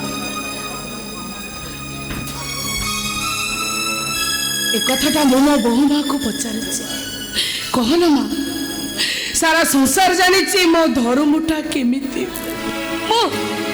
ମୁଁ ମୋ ଗର୍ଭର ସନ୍ତାନକୁ ଅବିଶ୍ୱାସ କରିଦେଇପାରେ ହେଲେ ମୁଁ ମୋ ଧର୍ମକୁ କେବେ ବି ଅବିଶ୍ୱାସ କରିପାରିବି ସାମଦଣୀ ଏ ମୋ ଝିଅଟା ଯାହା କହିଲା ଏଇଟା କ'ଣ ମିଛ କହିଲା କି ତମେ ଚୁପ୍ କର ତମେ ବହୁତ କିଛି କହିଲଣି ଆମେ ବହୁତ ବି ସହିଲୁ ତେଣୁ ଚୁପଚାପ ହେଇ ଠିଆ ହୁଅ ତମର ମନେ ରଖିବା ଉଚିତ ତମେ ଏ ଘରେ ଝିଅ ଦେଇଛ ଯୋଉ ଘରେ ଝିଅ ଦେଇ ବନ୍ଧୁ ବାନ୍ଧିଛ ସେ ବନ୍ଧୁ ବାରି କଣ୍ଡିସନରେ ବି ସମାନ ନୁହେଁ ତେଣୁ ଚୁପଚାପ ହେଇ ଠିଆ ହୁଅ ତମେ ଜାଣିଛ ଝିଅ ଘରେ ଯିଏ ପଡ଼ି ଖାଏ ତାକୁ କ'ଣ କୁହାଯାଏ ପଡ଼ି ଖିଆ ବୋଲି କୁହନ୍ତି ତେଣୁ ଚୁପଚାପ ହେଇ ଠିଆ ହୁଅ ହଉ ମା ସାରା ଦୁନିଆ କହିବ ମୋ ଧର୍ମ କେମିତି ମୁଁ ସମସ୍ତଙ୍କୁ ଅବିଶ୍ୱାସ କରିଦେଇପାରେ ହେଲେ ମୋ ଧର୍ମକୁ ମୁଁ କେବେ ବି ଅବିଶ୍ୱାସ କରିପାରିବିନି ତମେ ମିଛ କହୁଛ ତମେ କାହା ମିଛ କହୁଛ କୌଣସି ଗୋଟେ ପରିସ୍ଥିତିରେ ପଡି ତମେ ମୋ ପୁଅ ନାଁରେ ମିଛ କହୁଛ ତମେ ମୋ ପୁଅ ନାଁରେ ଏତେ ବଡ଼ କଥାଟେ କହିଦେବ ମୁଁ ତମ କଥା ବିଶ୍ୱାସ କରିଯିବି କେମିତି ବିଶ୍ୱାସ କରିବି ମୋର ପ୍ରମାଣ ଦରକାର ମୋର ପ୍ରମାଣ ଦରକାର ତମେ ସତ କହୁଛ ଏହାର ପ୍ରମାଣ କ'ଣ ସାମଦଣୀ ଝିଅଟା ମୋର ମୁହଁ ଖୋଲି କହିସାରିଲା ପରେ ଆଉ କି ପ୍ରମାଣ ମୋର ପ୍ରମାଣ ଦରକାର ଏତେ ବଡ଼ କଥାଟେ କହିଦେଲେ ମୋର ପ୍ରମାଣ ଦରକାର ନୁହେଁ କେମିତି ପ୍ରମାଣ ଦରକାର ମୋର ପ୍ରମାଣ ମୁଁ ଦେବି ପ୍ରମାଣ ଆପଣ ଦେବେ ହଁ ପ୍ରମାଣ ମୁଁ ଦେବି ଘର ଭିତରେ ବସି ମୋ ସାନ ବୋଉମାକୁ ଟଣା ଉଟରା କରୁଛି ଏ ପ୍ରମାଣ ଆପଣ ଦେବେ ହଁ ନାଇଁ ବାବୁ ଏତେ ବଡ଼ ମିଛ କଥା ମୁଁ କହିପାରିବିନି ତାହେଲେ ଆପଣ କ'ଣ ଦେଖିଛନ୍ତି ସାନ ବୋହୂ ମାଙ୍କୁ ଟଣା ଉସରା କରିବା ମୁଁ ଦେଖିନି ତାହେଲେ ଆପଣ କ'ଣ ଦେଖିଛନ୍ତି ବାବୁ କାଲି ରାତିରେ ମୁଁ ନିଜେ ଦେଖିଛି ସାନ ବୋହୂ ମାଙ୍କୁ ଶୋଇବା ଘରୁ ବଡ଼ ବାବୁ ତର ତର ହୋଇ ଚାଲି ଆସିଲେ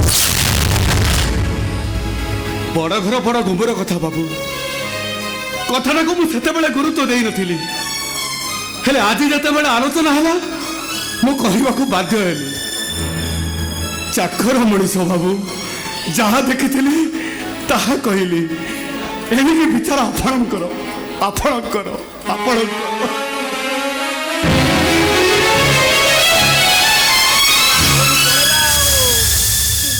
हे भगवान, एसबू कथा शुणी सारा पर मो मुंड भीतरटा कौन हो बुझी पारे मो कौटी ठिया स्वर्ग रे अच्छी ना पाताल रे अच्छी। रामदणी तमे कौन कहीदेल मु तुम घर झील देची चुप ठियाको मु चुप ठियाली। तमे कौन कहल मु पढ़ी खाऊँ? हाँ मु पढ़ी खाऊँ। बड़ पुओ कहले मो घरे गाड़ियान नुह तमे घर मुरबी। तमे यहाँ विचार कर इटार कौन हम? हाँ विचार हम ए घरे आज पर्यंत जहाँ भी भूल किसी से निष्पत्ति मो धर्म नहीं आज से विचारटा किए कर एक कथाटा सत होता ता विचार सी ही निजे करे घरे धर्म ये भूल पाई तोते को दंड मिलवा उचित कौन कहबी लो बो?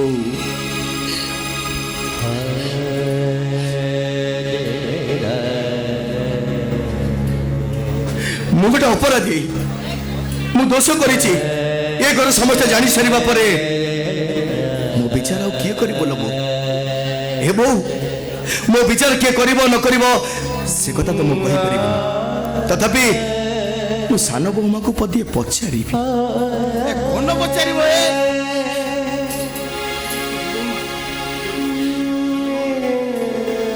सान बहुमा मु तुमको ये घर बहु हो सारिबा परे मु तुमको केबे भाई बहु बोली भाबिनी। मु भाबी नै छी तू मो झियो मु तो बापा।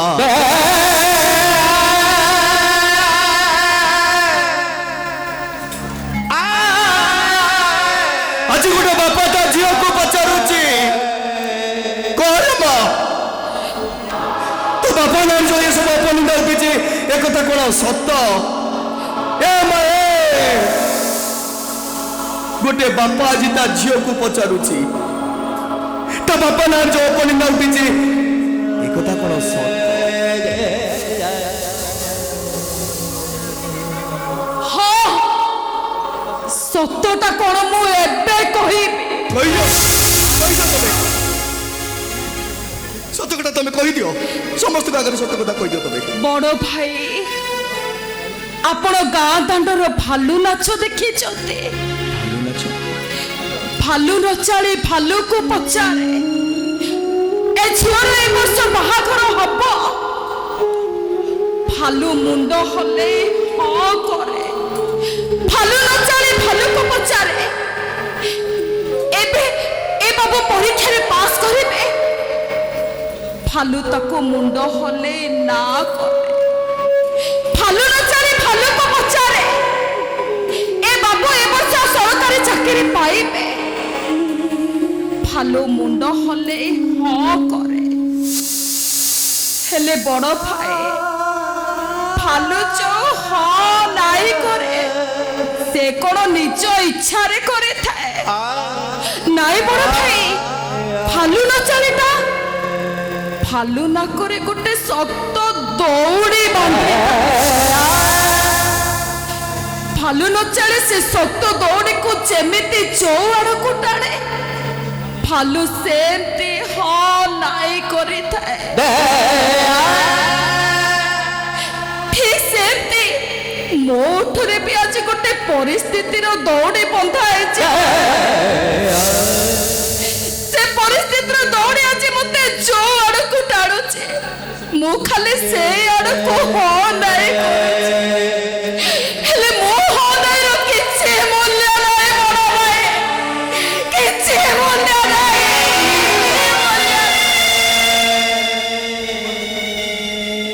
मारे तो कथा को मु संपूर्ण किछि ना बुझी पारले भी किछि मात्रा रे मु बुझी पारुछि। अच्छा शक्ति मोहते ए घर मुरबी किए हम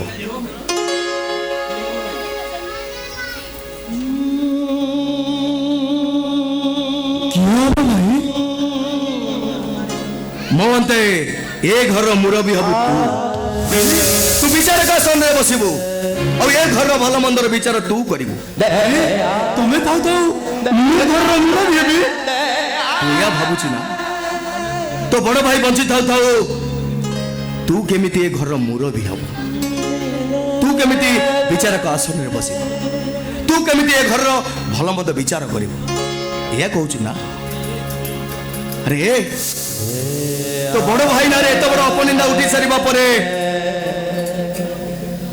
मु ए धर्मपद परि जाऊ ए घरे केमिति रही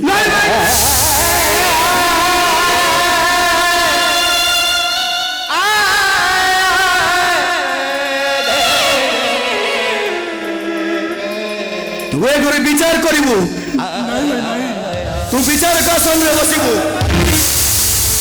तू ए घर भल मंदर विचार करिबु विचार करिबुनी तुमर अरे तुम विचार करिबुनी तू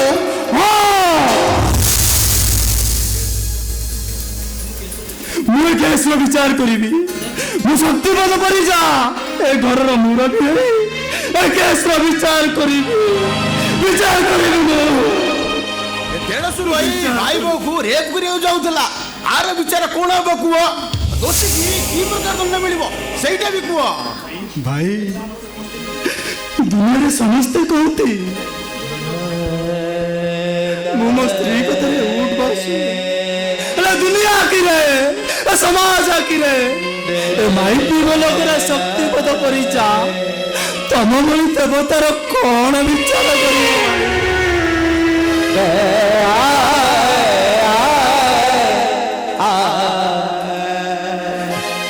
हे सती अरे मु जानी मो भाई कौन परिस्थिति पड़ी स्त्री कथार उठ बस होता मो भाई भितर ता मन भितर गोटे मनीष पणिया अच्छी आज से मनीष पणिया मोर आज विचार कर अरे तुम विचार कर तू कौन मो विचार करूनी शक्ति अरे तू मत विचार दे शक्ति तू मत विचार दे भाई मनीष पणिया कहूँ तमें तमें मो परिवार सबुदिन अलग जा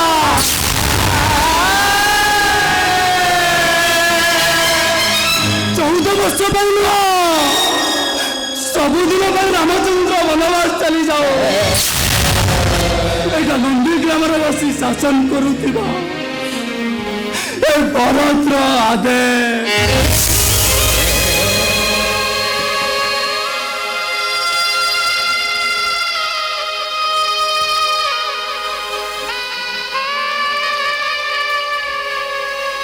सेदिन रामचंद्र वनवास जाइए पितृसत्य रक्षा करने जे रामचंद्र वनवास जीव लक्ष्मण स्त्री उर्मिलार अभियोग जाओ आम परिवार तो सबुदिन अलग जाओ तमें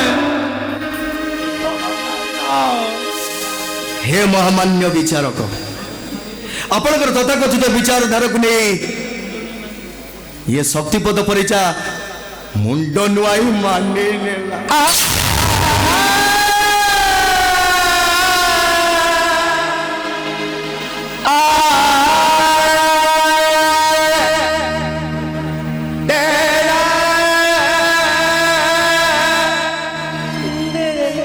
घर संपूर्ण अलग हेले मुंड को जीवा बखारे घर व्यतीत ये जमी बाड़ी कोठा बैंक बालांस कौ थे मु भाग ने सब तो तमरी अच्छी तो संपत्ति भाई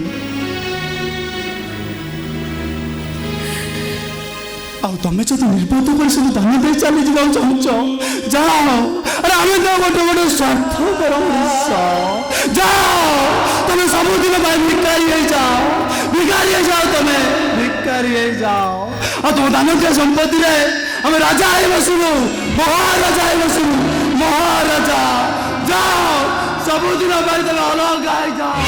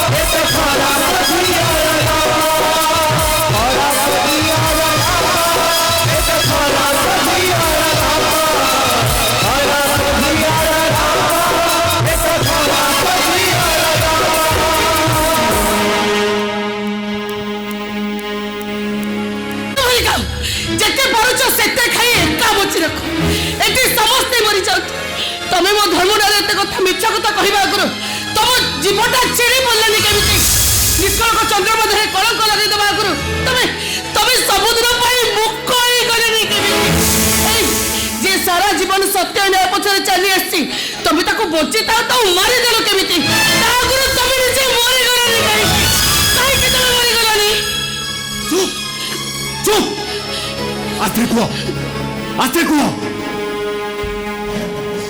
এ ঘরর কান্থ বাড়ার বিকান আছে তা নহলে নিজে মরিব ଆଉ ନିଜେ ତ ମରିବ ତା ସାଙ୍ଗରେ ମୁଁ ଛଅଟାକୁ ହିଁ ମାରିଦେବ କ'ଣ କହିଲ ତମେ ତମେ ଏକା ତାର ମା ମୁଁ ତାର କେହି ନୁହେଁ କିଛି ନୁହେଁ ସେ ମୋର ଦିନକର କଅଳା ଛୁଆଟାକୁ ମା ଛେଉଣ୍ଡ କରି ମାଟା ତାର ଅରପାରିକୁ ଚାଲିଗଲା ଏଇ ଛାତିରେ ପକେଇ ମିଶ୍ରି ପାଣି ପିଆଇ ମୁଁ ତାକୁ ବଞ୍ଚାଇ ରଖିଛି ଭାବିଥିଲି କାଳେ ତାକୁ କିଏ ମା ଛେଉଣ୍ଡିଆ କହିବ ପିଲାଟା ମୋର ମୁହଁ ଲୁଚାଇ କାନ୍ଦିବ କେବଳ ସେଇଥିପାଇଁ ମୁଁ ତୁମକୁ ଦ୍ୱିତୀୟ ବିବାହ କଲି ଆଉ ତିନିଟା ଛୁଆର ବାପ ହୋଇଗଲି ପରିସ୍ଥିତିରେ ପଡ଼ି ପିଲାମାନଙ୍କୁ ଭଲ ରଖିବା ପାଇଁ ପିଲାମାନଙ୍କର ମଙ୍ଗଳ ପାଇଁ ମୁଁ ଘର ଛାଡ଼ିଦେଲି ପରିସ୍ଥିତିରେ ପଡ଼ି ଦୀର୍ଘ 28 ବର୍ଷ ପରେ ମୁଁ ମୋ ହଜିଲା ଧନକୁ ଫେରି ପାଇଛି ଖାଲି ନୀତି ତାକୁ ଟିକେ ଆଖି ପୁରାଇ ଦେଖିବି ବୋଲି ମୁଁ ପରା ଏ ଘରେ ଚାକର ହୋଇ ଆଉ ତମେ କହୁଛ ମୁଁ ତାକୁ ମାରିଦେଲି ମାରିନି ମୁଁ ବଞ୍ଚାଇ ଯାଇଛି ତାକୁ ମାନେ ଏ ଘରେ ଶନି ଗ୍ରହ ପ୍ରବେଶ କରିଛି ହଁ ଶନି ଗ୍ରହ ଆଉ ସେ ଶନି ଗ୍ରହ ହଉଛି ମଝିଆ ପୁଅର ଶ୍ୱଶୁର ଆମ ଧର୍ମ ଯଦି ସେମାନଙ୍କ ଠାରୁ ଅଲଗା ହୋଇନଥାନ୍ତା ତାହେଲେ ସେ ଗୁଣ୍ଡା ଲଗାଇ ହଉ କିମ୍ବା ଖାଇବାରେ ବିଷ ମିଶାଇ ହଉ ମୋ ପୁଅଟାକୁ ମାରି ଦେଇଥାଏ ସେ ମଙ୍ଗଳ କଥା ଗୁଡ଼ା ତଣ୍ଡରେ ଜମା ବି ଧରୁନି ବାପ ହୋଇ ଜୀବନରେ ମୁଁ ତା ପାଇଁ କିଛି ବି କରିନି ମତେ ବୋଧେ ସେ ଭୁଲ ବୁଝୁ ହେଲେ ମୋ ପୁଅଟା ବଞ୍ଚିକି ଥାଉ ତମେ କ'ଣ କହୁଛ ମୁଁ କିଛି ବି ବୁଝିପାରୁନି ମୁଁ ବି କିଛି ସବୁ ବୁଝିନି ହେଲେ ଯେତିକି ବୁଝିଛି ଏ ସବୁଥିପାଇଁ ଦାୟୀ ହଉଛି ଆମ ମଝିଆ ବୋହୂ ଆଚ୍ଛା ଠିକ ଅଛି ଚାଲ ଆମେ ଘର ଭିତରକୁ ଯିବା ଚାଲ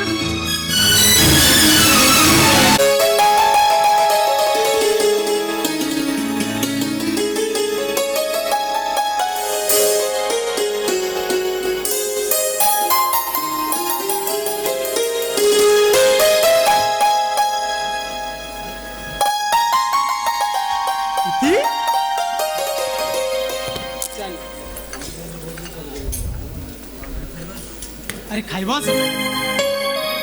ମାନସ ଗୋଟେ କଥା ପଚାରିବି? ପଚାର, କ'ଣ ପଚାରିବାର ଅଛି? ମାନସ, ମୁଁ ଦିଦି ଥର କମ୍ପ୍ୟୁଟର ଏକ୍ଜାମ ଦେଇ ସାରିଲିଣି, ହେଲେ ଏପର୍ଯ୍ୟନ୍ତ ବି ପାସ୍ କଲିନି। ଏଥର ଯୋଉ ଏକ୍ଜାମ ଦେଇଛି ମୁଁ କ'ଣ ପାସ୍ କରିବି? ମୁଁ କ'ଣ କହୁଛି, ତମେ ନିଶ୍ଚୟ ସକ୍ସେସ୍ ହବ। ମାନସ, ବେଳକୁ ବେଳ ନିଜ ଉପରେ ମୋର ଭରସା ତୁଟି ଯାଉଛି। ସେଇଥିପାଇଁ ମୁଁ କହୁଛି ଗୋଟେ କୋଉଠି ପ୍ରାଇଭେଟ୍ କମ୍ପାନୀରେ ଜବ୍ କରିନେଲେ ଭଲ ହୁଅନ୍ତା, କାହିଁକିନା ଏସବୁ ଅସମ୍ଭବ। ପ୍ଲିଜ୍ ମାନସ। ଆରେ ପ୍ରାଇଭେଟ୍ ସେକ୍ଟରରେ ଜବ୍ କଲେ ଆମେ ତ ସାମୂହିକ ଭାବରେ ବଞ୍ଚି ଯାଇପାରିବୁ, ହେଲେ ଆମେ ଆମ ଗୋଲ୍ ପୋଷ୍ଟରେ କେବେ ବି ପହଞ୍ଚି ପାରିବାନି। ମାନସ, ମୁଁ ତମ କଥା ବୁଝୁଛି ମାନସ, ତମେ ଅଟୋ ଚଲେଇ ଏମିତି କେତେ ଟଙ୍କା ଇନକମ୍ କରୁଛ ଯେ ସେଥିରେ ଆମେ 2 ଜଣ ଚଳିବା, ତା ଦେହରେ ପୁଣି କମ୍ପ୍ୟୁଟର ପାଇଁ ଅନେକ ଟଙ୍କା ଦରକାର, ତା ସହିତ ଆମ ପରିବାର ଚଳିବ। ମାନସ, ତମର ଏ ପରିଶ୍ରମ ମୋଟେ ବରଦାସ୍ତ କରିପାରୁନି। ତମେ ସେ ପଦିଆ ନାୟକ ଆଉ ଜମେଶ ଅଧିକାରୀ କଥା ଭୁଲି ଯାଉଛ ବୋଧେ। ମୁଁ ତମ ଟାର୍ଗେଟ ଜମା ଭୁଲିନି, କେବେ ବି ଭୁଲିନି ମୁଁ, ହେଲେ ତମର ଏଇସବୁ ପରିଶ୍ରମ ଦେଖି ମୁଁ ମୋଟେ ବରଦାସ୍ତ କରିପାରୁନି। ଓ ମାଇ ଗଡ୍, କ'ଣ ହେଲା? ଆରେ ଗ୍ୟାସରେ ତରକାରୀଟା ବସେଇଥିଲି, ଲାଗିଯିବ ନା କ'ଣ? ତମେ ମୁଁ ଗଲି ଆଉ ଆସିଲି, ଶୋଇବନି ଜମା, ପଢୁଥିବ ଯା।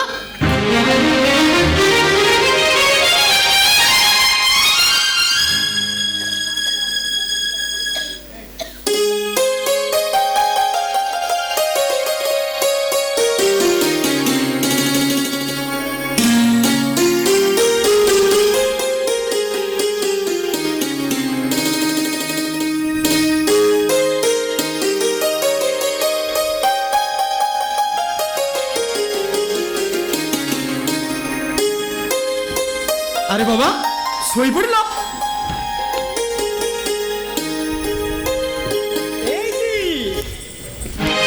জীবনটা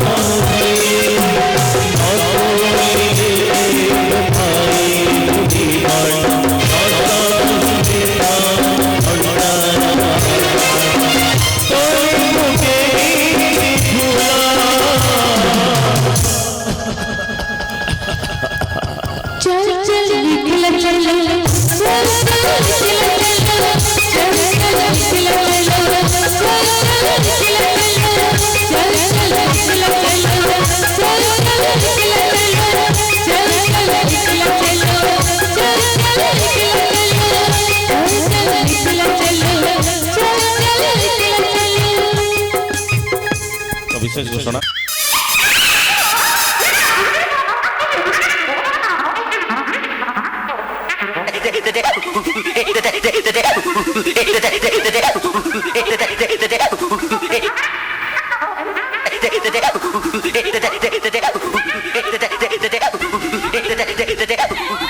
କାଇଁ ଗୋଟେ ବୋଧା ବଳିକି ଗଲା ଭଳିଆ ହଉଛୁ। କ'ଣ ବୋଦା ବଳିକି ଗଲା ଭଳିଆ। ବୋଦା ଯଦି ବଳିକି ଗଲା ବେଳେ ଟାଣି ଓଟାରି ହୁଏ ତୁ ଶୁଣା ସେମିତି ହଉଛୁ। ତମେ କୋଉଠି ବୁଝିବ କହିଲ? ମତେ ଭାରି ଭୟ ଲାଗୁଛି। ଏ ଡର ମାଡୁଛି। ଶୁଣୁ ଆମର ଯିଏ ଆଖଡ଼ା ହେଇଥିଲା ଘରେ ସେଇ ହିସାବରେ କାରବାର କରିବୁ ବୁଝିଲ ନା? ମୁଁ ବାହାରିଲି ଅଛି ନେ ରଥ ମାରିବ ଏଇଟା ତାର ଝୁଳ ହେଲାଣି ସେ ତତେ ମାରିବ। ହେଇଠି ମତେ ଯଦି ସେ ମାରିବ ତମେ ତ ନଥିବ ମୁଁ କଣ କରିବି? ମୁଁ କୁଆଡେ ଯାଉଛି ଏଇ ପଛରେ ତା ଓଳି ତଳେ ବଇଥିବି। ମାଇଲା ମାନେ ଦୌଡ଼ିକି ଆସିବ। ଖାଲି ଡାକୁଟେ ପକାଇ ମାଇଲା ମାନେ ଦୌଡ଼ିକି ଆସିବ। ଆଗକୁ ଖେଳ ବଢେଇବୁନୁ ଖାଲି ଡାକୁଟେ ପକାଇ ଡାକଟେ ଛାଡ଼ିବି ତ। ଧ ତୁ ଧ କୁଆଡେ ଯିବନି ମତେ ଭାଇ ଡର ଲାଗୁଛି। ଖାଲି କହି ଦେଇକି ଚାଲିଗଲେ ମୋ ମା ମୋର ଭିତର ଖାଲି ହେମାଳା ହେଇଗଲା।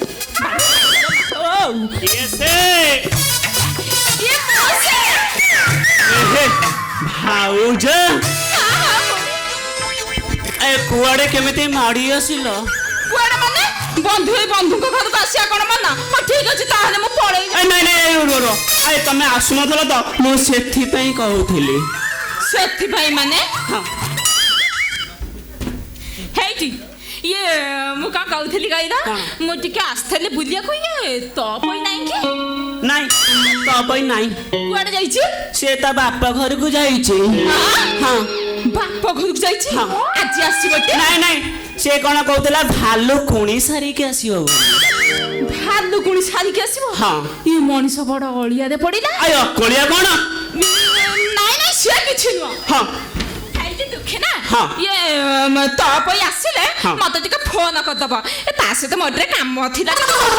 ବହୁତ ଦିନ ତାକୁ ସୁଖ ଦୁଃଖ ହେଇଥାନ୍ତୁ। କଥାଟା କଣ ମତେ ଟିକେ କହିବି? ତମକୁ କହିବି ସେ ମାଇକି ନା କଥା ତମେ କଣ ଶୁଣିବ ଯେ? ତମେ ମତେ ଟିକେ ଫୋନ କରିଦବ। ଏ ଭାଉଜ ଭାଇନା ସାଙ୍ଗରେ ଆସିଛନ୍ତି? ଏ ନାଇଁ ମୁଁ ଏକୁଟି ଆସିଛି। ଭାଇନା କାହିଁକି ଆସିବେ? ଏ ଭାଉଜ କଣ? ଏ ଭାଉଜ ଟିକେ ରହିଗଲନି? ହଁ ରହିବି ନା ଛେନା ଗୁଡ। ଆଉ ଛାଡ ସେ କଥାଟା ମତେ ଟିକେ କଣ କହିଛ? ତମେ ସେ ପୁଅ ପିଲା କଣ ସେ କଥା ଶୁଣନ୍ତିନି? ତମେ ତ ପଇ ଆସିଲେ ମତେ ଟିକେ କହିଦବ ହେଲା? ଏ ନା ତମେ ନ କହିଲେ ମୁଁ ତମକୁ ଜମା ଛାଡିବିନି। ଏଇଠି ଜଗିକି ବସିବି। ହଁ ହଉ ହେଲା ତମେ ଯଦି ଏତେ ବାଧ୍ୟ କରୁଛ ତାହେଲେ ମୁଁ କହିଦଉଛି ହେଲା? ହେଇଠି ଦୁଃଖୀ ନା କଣ କହିବି ଯେ ହେଲେ ତମେ ଏ କଥା କାହାକୁ କହିବନି। ଯଦି ତାହେଲେ କହିବି। ଆଏ ମୁଁ ତମ କଥା କଣ କାହାକୁ କହେ?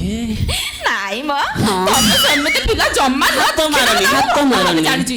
ଇଏ କଥା କଣ କହିଲେ କଣ ତ ପଇକି ଦେଖିବା କଣ ଟିକେ ଭାରି ଇଚ୍ଛା ହେଲା। ଭାବିଲି ଯାଉ ଟିକେ ତ ପଇକି ଦେଖା କରି ଆସିବି। ମୁଁ ବାହାରିକି ଆସିଲି। ମୁଁ ଆମ ଗାଁର ସେ ସାନ ଭାଇଟା ମାନେ ହିସାବରେ ଛୋଟ ଭାଇଟା ମାନେ ହବ। ମୁଁ ତାଙ୍କ ଦୁଆର ଦେଇକି ଆସୁଥିଲି ମତେ ଦେଖିଦେଲା। ଦେଖିଦେଲା ମତେ କହିଲା ଇଏ ଭାଉଜ କୁଆଡେ ଯାଉଛ? ମୁଁ କହିଲି ନାଇଁ ଏ ତ ପଇଟା ମୋ ନଣନ୍ଦ ପାଖକୁ ଟିକେ ଯାଉଛି ଦେଖା କରିବାକୁ। ମତେ କହିଲା ଭାଉଜ ଗୋଟିଏ ମିନିଟ୍ ଠିଆ ହବ। ଇଏ ମତେ ଠିଆ କରେଇ ଦେଇ ସିଧା ଘର ଭିତରୁ ଦୌଡ଼ିକି ପଳେଇଲା। ଖାଲି କଣ ଦୌଡ଼ିଗଲା? ଇଏ ବ୍ୟାଗଟା ଆଣିକି ମତେ ଏମିତି ଧରେଇ ଦେଲା। କହିଲା ଭାଉଜ ଆକୁ ନେଇକିରି ଟିକେ ତ ପଇକି ଦେଇଦବା। କହିଲା ତ ପଇକି ଦବ ଯେ ହୁସିଆରେ ଯେମିତି କେହି ନ ଦେଖନ୍ତି। ମୁଁ କହିଲି କଥାରେ କଣ କିଛି ପେଞ୍ଚ ଅଛି କି? ତୁ କଣ ମତେ ମନା କରୁଛୁ? ନାଇଁ ଯିଏ ଦେଖିଲେ ଚଳିବ ହେଲେ ତା ଗେରସ୍ତ ଯେମିତି ନ ଦେଖେ। ତା ଗେରସ୍ତ ଦେଖିବନି? ମାନେ ତାର ସ୍ତ୍ରୀର ଜିନିଷ ତା ଗେରସ୍ତ ଦେଖିବନି? ଖାଲି ସେତିକି ନୁହଁ ମତେ କହିଲା ଯଦି 2-4 ଜଣ ଠିଆ ହେଇଥିବେ ସେଇଠି ଜମାରୁ ଦବନି ଟିକେ ଘୁଞ୍ଚି ଆସିକି। ଏଇଟା କଣ ସମ୍ଭବ? କେବେ ସମ୍ଭବ ନାହିଁ। ସିଧା ମନା କରିଦେବି। ମୁଁ ନେଇକି ଯାଇପାରିବିନି। ନାଇଁ ତା ସ୍ତ୍ରୀ କି କିଏ କଣ ପଠେଇଛି ତା ସ୍ୱାମୀ ନ ଦେଖି ଛାଡିଦବ?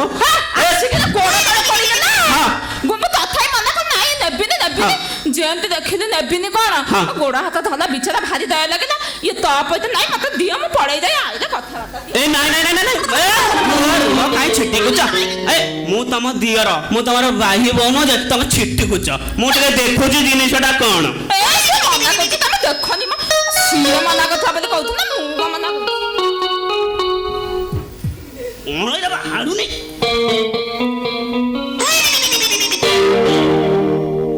ଭାଉଜ ଏ ପୁରା ବଢିଆ ଶାଢୀଟିଏ। ଇଏ ନୂଆ ଶାଢୀଟା ତ କଣ ସେ ଟୋକା ପଠେଇଛି? ଆଉ କଣ ମୁଁ ଆଣିବି ନା? ମୋ କଥା କୋଉଠି ପଇସା ଅଛି ମୁଁ କିଣିକି ଆଣିବି।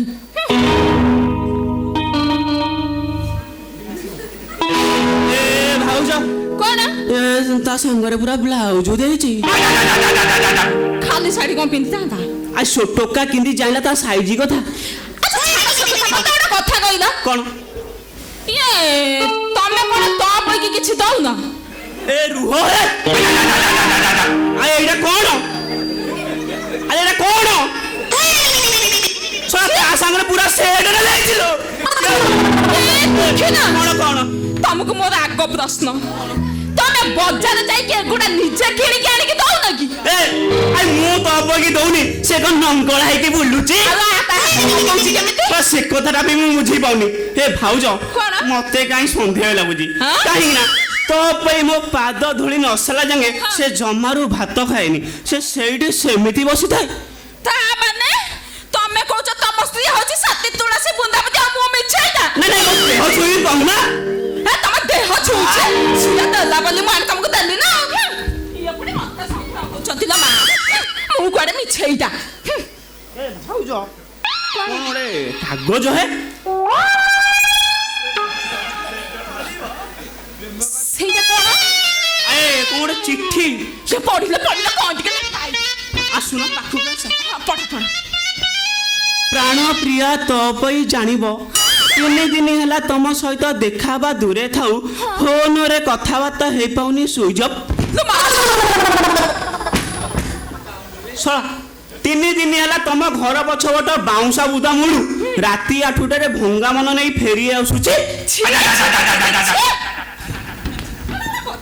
ଆଉ ଆଜି ଯଦି ଫେରି ଆସିବି, ଜାଣିବ ତୁମ ପ୍ରେମିକା ଆତ୍ମହତ୍ୟା କରିଦେବ। ମରିଗଲା ପରେ ମଶାଣି ଭୂଇଁରେ ଯଦି ମୁଁ ପାଉଁଶ ହୁଏ, ତଥାପି ଗଗନେ ଉଡ଼ି କହୁଥିବି ତମକୁ ଭଲ ପାଏ, ତୁମର ଗୁପ୍ତ ପ୍ରେମିକ ନଣ୍ଡା ବାରିକା। ନଣ୍ଡା ଆସି ମୋ ଘରେ ପହଞ୍ଚିଲାଣି। ଦୁଃଖୀ ତମ ମୁଣ୍ଡ କଣ ହେଇଯାଉଛି ଏ କଥା ଶୁଣିକି? ମୁଁ ତମକୁ କାମ ଛାଡ଼ିବିନି। ତୋ ପାଇଁ ହାରାମ ଚାଲି ତୋ ପେଟ ଭିତରେ ଏତେ ଜାଗା ଅଛି। ଭାଉଜ ଦୁଃଖୀ ନା ମୋର କଣ ହେଇଯାଉଛି? କଣ ହଉଛି ମୁଁ ଜାଣିପାରୁନି। ସେ ଶଳା ନଣ୍ଡା ଏମିତି କଣ କରୁଛି? ଦୁଃଖୀ ନା ତ ମାନେ ତମେ ତୋ ପାଇଁ। ଭାଉଜ ମୁଁ ଚାଲି ଏବେ ମୋ ଶ୍ୱଶୁର ଘର। ଯଦି ଏ କଥାଟା ସତ ହେଇଥିବ, ତାହେଲେ ନଣ୍ଡା ବାରିକ ସହିତ ତାକୁ ବିଦାୟ କରି ଆସିବି। ଚାଲିଲି ଭାଉଜ ତୋ ପାଇଁ।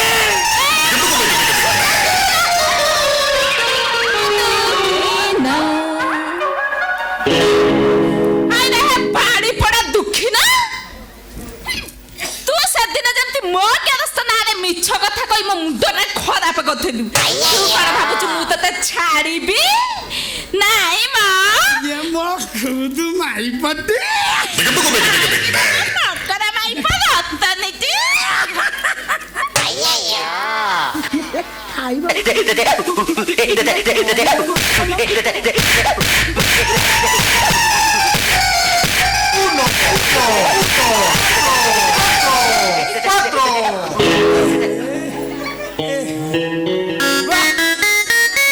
କଣ କଲାରେ ସର୍ବଣ?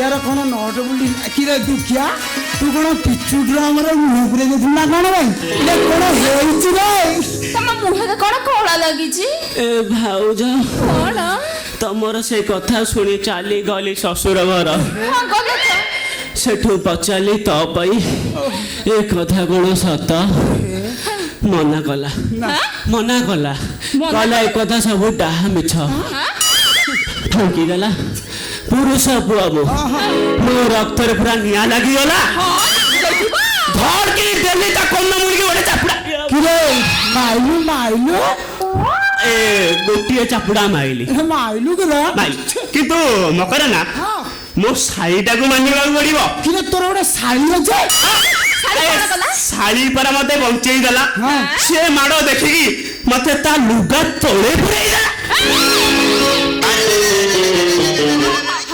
गोटिए बोले साड़ी दया हेले से माड़ खाई सारा परे तो पे को टाणी टाणी का नेली ठाकुर घर पाखु सेठी कहली फट ठाकुर एठी जियाता ठाकुर ସେଠି ଛୁ ଏଠି ଛୁ ଛୁଇଁଲା ଛୁଇଁଲା ପୁଣି ଏଠି ଛୁଇଁଲା ଛୁଇଁଲା ଛୁଇଁ ଥବ ଛୁଇଁଲା। ହଁ ଛୁଇଁ ଥବ କହିଲା ଏକଥା ସବୁ ଡାହା ମିଛ। ହଁ ମୁଁ କହିଲି ରତନୀ ଭାଉଜ ତ ମତେ ମିଛ କହିବେନି।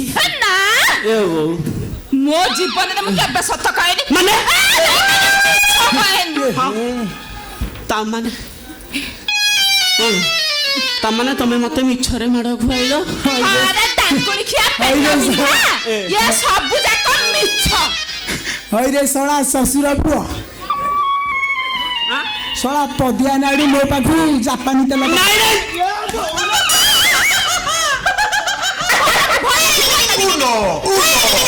Uno, cuatro, uno, uno, ମାର ଶଳା ସବୁ ଲାଗ ସୁଧା ଭାଉଜ ଭାଉଜ ଭାଉଜ ତମେ ମାର। ଚାଲ ସେ ମେଡିକାଲ ଷ୍ଟାଫ ଦେଇ ଭାଉଜ ଭାଉଜ uno, uno. ତୋ ପରି ବାପ ହେଇନି ତୁ ସେଠିକି ମାରନା। ତୋରି ପାଇଁ ଏ ତୋରି ପାଇଁ ମୋ ଗରସ୍ତ ଏ ଭାଉଜ ଭାଉଜ ମାଡ଼ ମାରୁଛି। ଆଲୋ ତୁ ଯୋଉଠିକି ମାରୁଛୁ ମାରେ ଏ ଜିନିଷରେ ହାତ ମାରନା। ଏ ପରା ଶ୍ୱଶୁର ଘର ଜିନିଷ।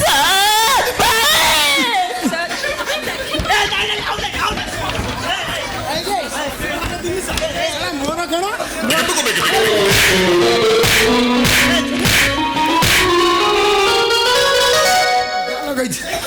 ଶଳା ମାଡ଼ କଥା ମନେ ପଇଲେ ମୋ ଦିହ ସିରି ସିରି ହେଇଯାଉଛି। ତୁ ଶଳା କହୁଛୁ କଣ ମାଡ଼େଇଲା ତମେ ଦି ଜଣ ଯାକ କଣ ଖାଉଛ ବେ? ନା ନାଇଁ ତ ଏମିତି ମାରୁଛ ମୁଁ ଆଉ କଥା କହିବନି। ଶଳା ମାଡ଼ରେ ପୁରା ହାର୍ଟ ପ୍ରୋଟିକ୍ସ ପଡୁଛି ପୁରା। ହଁ ଆରେ କଣ ଶଳା ମୋର ମନେ ପଡିଯାଉଛି ସେ କଥା। ଆରେ ରାତିରେ କଣ ଦଉଛୁ ତାକୁ ଖାଇବାକୁ? ମୁଁ ଯାହା ଦଉଛି ତୁ ଦେଇପାରୁ କଣ ରେ ତୁ ଦେଖିପାରିବୁନି ବେଶୀ। ତୁ ଜାଣିଛୁ ହଁ। ମୋର କେଡା ବଡ? ଦଶ ଏ ନାଇଁ ଦଶ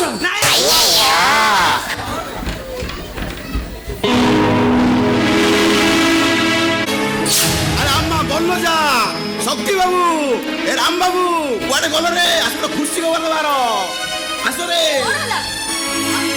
ইয়ে বাবা শক্তি বোধ তোমার যে ইন্সুরান্স কোম্পানি ছিল তো ফ্যামিলি যে কেস চালিଥିଲା আজ তোর ডিগ্রি হয়েছি রে হ্যাঁ ତମ ବାପା ନିର୍ଭର ପଡ଼ିଯା ମୃତ୍ୟୁ ହେଲା ତାଙ୍କ ଡେଟ୍ ବଳି ମିଳୁନଥିଲା ଆଜି ଏତେ ବର୍ଷ ପରେ ତାଙ୍କ ଡେଟ୍ ବଳି ମିଳୁଥିଲା ଜାଣିଲ ଏତେ ବର୍ଷ ପରେ ଇନ୍ସୁରାନ୍ସ ଘର ମାନି ନେଇଛି ତମ ବାପା ନିର୍ଭର ପଡ଼ିଯା ମୃତ ତେଣୁ ତମ ବୋଉକୁ ଇନ୍ସୁରାନ୍ସ କ୍ଲେମ୍ ବାବଦରୁ 10 ଲକ୍ଷ ଟଙ୍କା ମିଳିବ।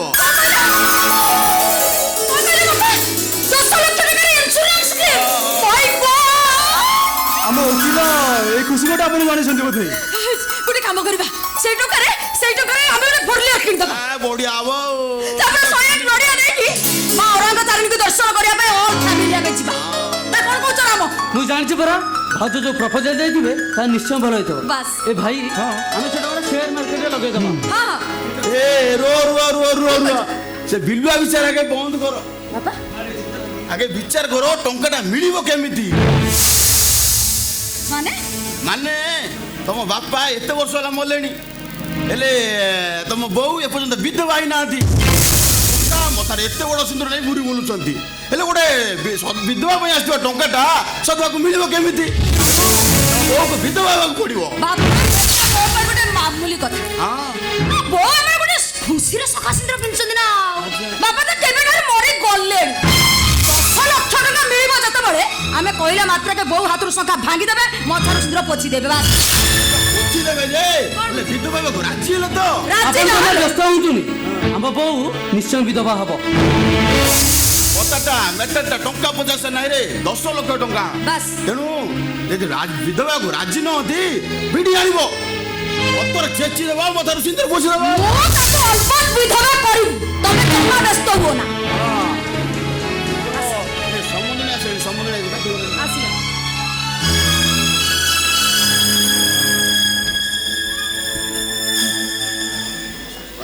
ସମୁଦ୍ରୀ ନମସ୍କାର।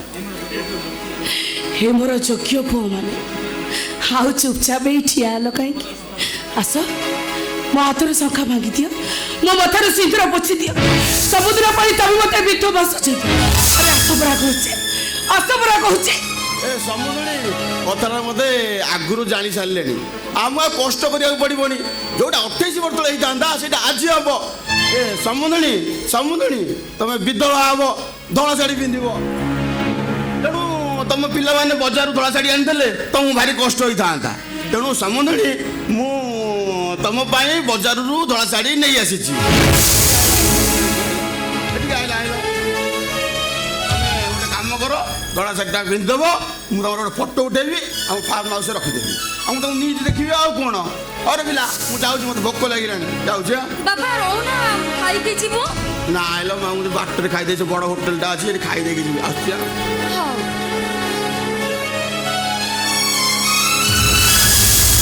ଆରେ ତମେ ମାନେ ଆଉ ଠିଆ ହେଲ କାହିଁକି ତମ ଶ୍ୱଶୁର ପରା ମୋ ପାଇଁ ଧଳା ଲୁଗା ଆଣିବା ପାଇଁ ଗଲେ ଆରେ ଆରେ ତମେ ଆସ ମୋ ହାତରୁ ଶଙ୍ଖା ବାଙ୍କିଦିଅ ମୋ ମଥାରୁ ସିନ୍ଦୁର ପୋଛିଦିଅ 28 ବର୍ଷ ତଳର ତପସ୍ୟାକୁ ତମେ ମାଟିରେ ମିଶେଇ ଦିଅ ଆସ ପରା କହୁଛି ମତେ ବିଧବା ସଜେଇ ଦିଅ କହୁଛି ହଉ ଠିକ ଅଛି ମୁଁ ତା ହାତରୁ ଶଙ୍ଖା ବାଗି ମଥାରୁ ସିନ୍ଦୁର ପୋଛି ଦଉ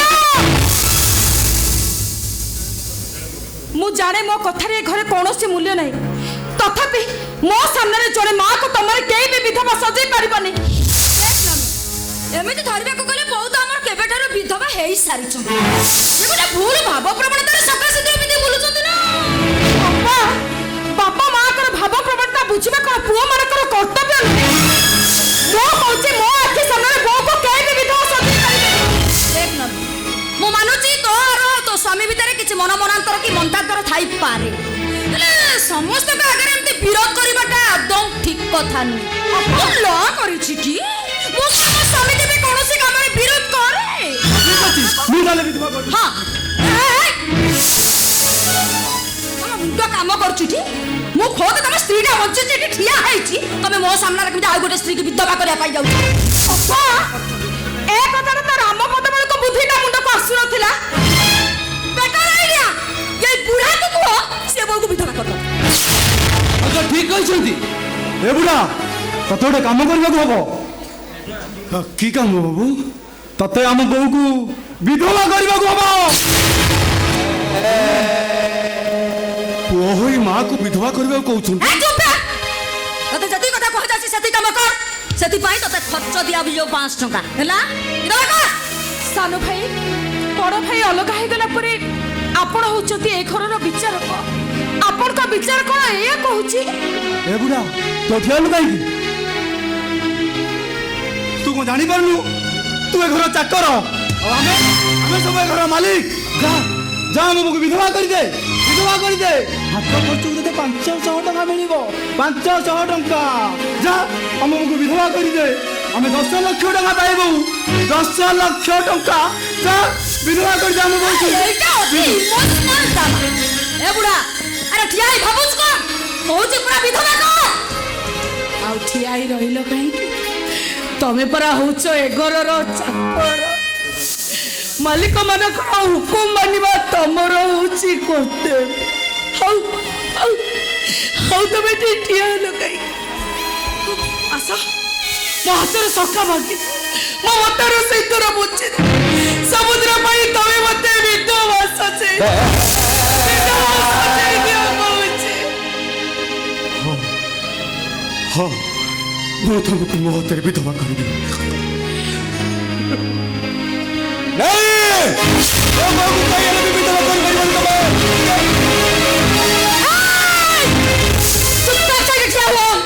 ତମେ ତ ଆମ ପାଖରୁ ଅଲଗା ହେଇ ସାରିଛ ଆମ ଘର ଭିତରେ ଆମେ କ'ଣ କଲୁ ନ କଲୁ ସେ କଥାରେ ମୁଣ୍ଡ ଖେଳାଇବାକୁ ତମେ କିଏ ମୁଁ ବଞ୍ଚିଛି ମାନେ ମୋ ବୋଉକୁ ତମେ ମାନେ କେହି ହେଲେ ମୋ ସାମ୍ନାରେ ବିଧବା କରିପାରିବନି କେହି ନୁହଁ ଆମେ ଅଳ୍ପ ବିଧବା କରିବ ନା ସେ ନାଟକ ବନ୍ଦ କର ରାତି ଅଧାରେ ଲୁଚି ଲୁଚି ଯେ ଭାଇକୁ ଧର୍ଷଣ କରିପାରେ ଏଠି ଆସି ପୁଣି ଭଦ୍ର ଲୋକ ଦେଖେଇ ହେବା ଆସୁଛି ଯିଏ କଥାରେ ମୁଣ୍ଡ ପୁରାଇବ ଜୋତାର ପିଟି ପିଟି ତା ମୁହଁ ଫଟେଇ ଦେବି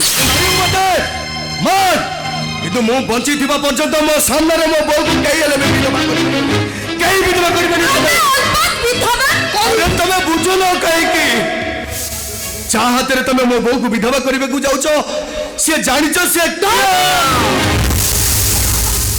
କୌଣସି ପରିସ୍ଥିତିରେ ତୁ ଯଦି ସତ କଥାଟା ଜାଣି ଦେଇଛୁ ତୁ କାହାକୁ କିଛି ବି କହିବୁନି ହେ ବାବା ତତେ ତତେ ତ ମୋର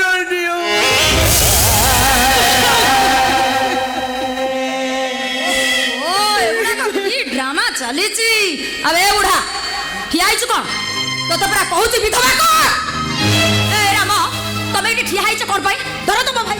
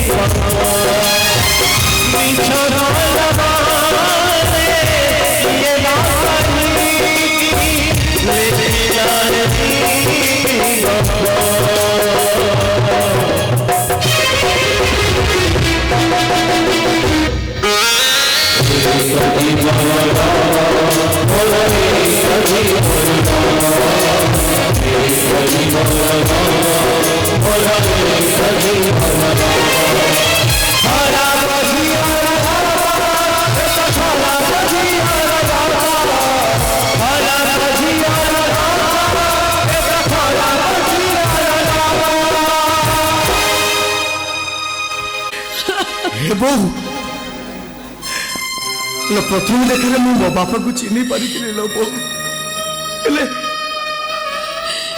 हेले मु बची तू मते काहे के नियम पकई लो बो काहे के तू पकई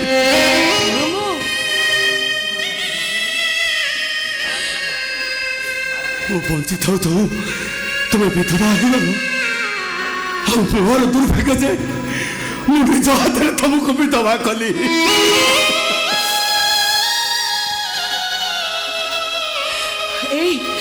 तमे बाप पुओ दी जन को बुझुन कहीं से दिन तते बचा तो बापा मिछ कही आज गोटे कथा लुचे मो मध्य मिछ कौ कथा लो बो हेलो कौ कथा पाई तुम मते चुप रखिबा पाई बाध्य करिथिलु तो बापा मरी ना तो बापा बची तो बापा जदि बची नहीं ताते तो मोझिया भाई और तो मोझिया बो जदि जानी ताते तले तू कहलो मते को 10 लाख टंकार इंश्योरेंस मिली ताता जदि जदि से माने सत्य कथा जानी देई ताते से माने तो बापा को भी मारी देगा उसे पैसा पैसे मोती भी मारी देगा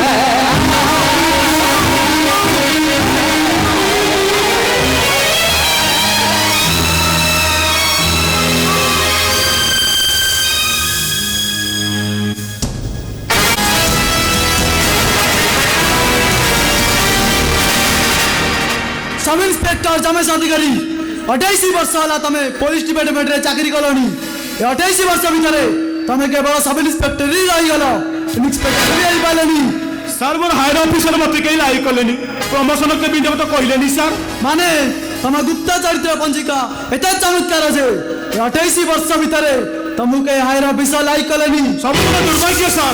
अच्छा मिस्टर अधिकारी अनुगुल जिला चंडीपदा तुम से केवे जाइछ ये कथा कौन सुनी सर चंडीपदा थाना मु क्यारियर आरंभ करी। अच्छा मिस्टर अधिकारी निर्भय परिजा मर्डर केस कथा तुम कौन जानी ନିର୍ଭୟ ପରିଜା ସାର୍ ଆପଣ କୋଉ ନିର୍ଭୟ ପରିଜା କଥା କହୁଛନ୍ତି?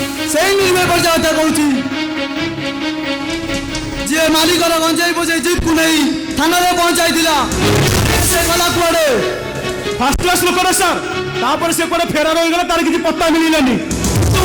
ସ୍ଥାନୀୟ ଲୋକମାନେ କହିବା କଥା ଗଞ୍ଜେଇ ବେପାରୀ ଆଉ ଥାନା ଷ୍ଟାଫ୍ ମିଶି ଲୋକଟାକୁ ବାଡ଼େଇ ବାଡ଼େଇ ଜଙ୍ଗଲ ଭିତରକୁ ପିଙ୍ଗି ଯାଇଥିଲେ। ସାର୍ ଗଞ୍ଜେଇ ବୁଝେଇ ଜିପ୍ ଆଣି ସେ ଥାନାରେ ପହଞ୍ଚାଇଥିଲା, ତା ଛଡ଼ା ପୁଲିସ ତାକୁ କାହିଁକି ମରିବ? କାହିଁକି ସାର୍ ନା? ସେ ନିର୍ଭୟ ପରିଜା ମରି ତା ହାଡ଼ ଆଜି ମାଟିରେ ମିଶିଲାଣି, ସେ ଶବର ପଚା ଗନ୍ଧ କାହିଁକି ବାହାରୁଛି କିଛି ବୁଝିପାରୁନି ସାର୍। କାହିଁକି ନା ଅନେକ ଲୋକଙ୍କ ଧାରଣା ସେ ଲୋକଟା ଏବେ ବି ବଞ୍ଚିଛି। ଶୁଣୁନାହାନ୍ତି, ନିର୍ଭୟ ପରିଜା ବଞ୍ଚିଛି ଏ କଥା ଅସମ୍ଭବ ସାର୍। ବିଚିତ୍ର ଦୁନିଆରେ ସବୁ ସମ୍ଭବ ମିଷ୍ଟର ଅଧିକାରୀ। ଆଚ୍ଛା ମିଷ୍ଟର ଅଧିକାରୀ, ନିର୍ଭୟ ପରିଚୟ ମର୍ଡର କେସର ଫାଇଲ ଏବେ ରିଓପନ୍ ହେବାକୁ ଯାଉଛି। ସେ କେସର ଫାଇଲ ରିଓପନ୍ କଲା କିଏ? ଆମ ନୂଆ ଲେଡି ଏସ୍ପି। ନୂଆ ଲେଡି ଏସ୍ପି? ହଁ, ଆମ ନୂଆ ଲେଡି ଏସ୍ପି ଇତି ବୈରାଗୀ। କଥାଟା ଶୁଣି ଏମିତି ଚମକି ପଡ଼ିଲ? ନାଇଁ ସାର୍, କଥା କ'ଣ କି ସେଇ ନାଁରେ ମୋର ଜଣେ ବନ୍ଧୁକ ପତ୍ନୀ ଅଛନ୍ତି ତ। ତାମାନେ ତମର କହିବା କଥା ସେ ନୂଆ ଲେଡି ଏସ୍ପି ହେଉଛନ୍ତି ତମର ସେ ବନ୍ଧୁ ପତ୍ନୀ। ଇଏ କୋଉଠି ତା ଛଡ଼ା ନାଁଟା ସମାନ ତ। ଆଚ୍ଛା ମିଷ୍ଟର ଅଧିକାରୀ, ଏସ୍ପି ମେସେଜ ପଠାଇଛନ୍ତି ଏଇ 7 ଦିନ ଭିତରେ ଏସ୍ପି ରେସିଡେଣ୍ଟରେ ଦେଖା କରିବ। ଆସୁଛି।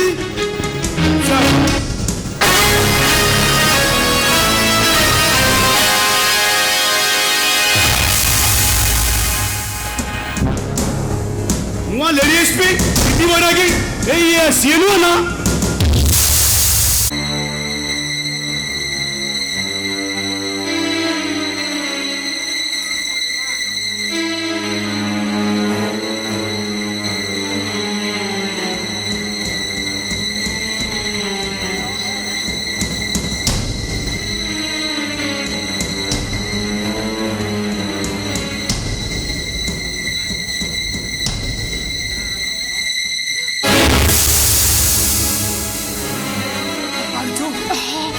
ଆସ୍ତେ କହ ଦାଦା, କିଏ କାଳେ ଶୁଣି ନବ।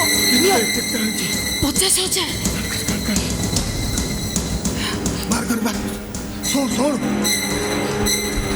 ଯେତେ ଦିନ ପର୍ଯ୍ୟନ୍ତ ମତେ ଟଙ୍କା ଦଉଥିବୁ ସେତେ ଦିନ ପର୍ଯ୍ୟନ୍ତ ମୋ ମୁହଁଟା ବନ୍ଦ ଥିବ, ଆଉ ଯୋଉଦିନ ମତେ ଟଙ୍କା ଦେବା ବନ୍ଦ କରିଦେବୁ ସେଦିନ ମୁଁ ତ ମୋର ବାଠିଆଟା ଭାଙ୍ଗିଦେବି। କିନ୍ତୁ ଦାଦା ଏସବୁ ଏମିତି ଆଉ କେତେ ଦିନ ଚାଲିଥିବ? ହ୍ୟାଲୋ, ତୋ ମୋ ଭିତରେ ଗୋଟେ ମରିଗଲା ପର୍ଯ୍ୟନ୍ତ, ବୁଝିଲୁ? ଦାଦା ମୁଁ ତ ତମକୁ ଟଙ୍କା ଦେଲି, ଟଙ୍କା ତ ତମେ ପାଇଲ, ଏବେ ଟିକେ ଚୁପଚାପ ମୁହଁ ଖୋଳି ଚାଲୁଛ, କିଏ କାଳେ ଦେଖି ନବ। ତୁ ସେପଟେ ଯା, ମୁଁ ଏପଟେ ଯାଉଛି ହେଲା।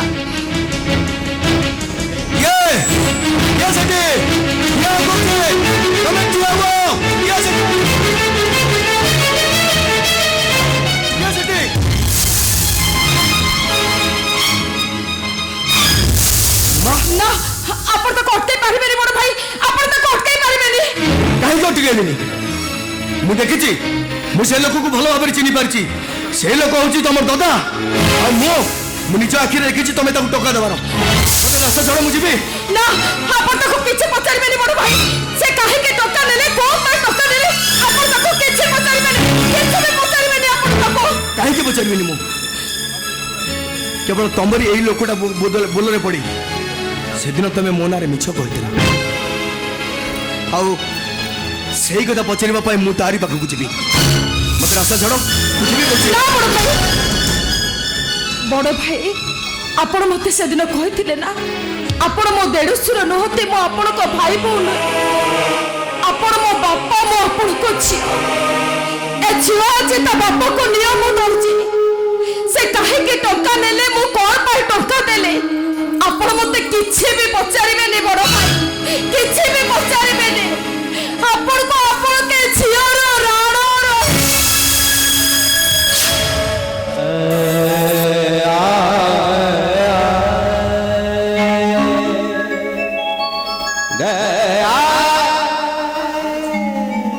ମାରେ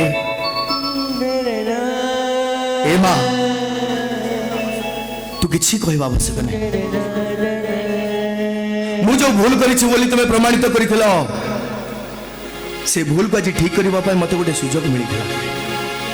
ସେ ସୁଯୋଗଟାକୁ ତମେ ମତେ ହାତ ଛଡ଼ା କରିଦେଲ, ହାତ ଛଡ଼ା କରିଦେଲ ତମେ ମତେ।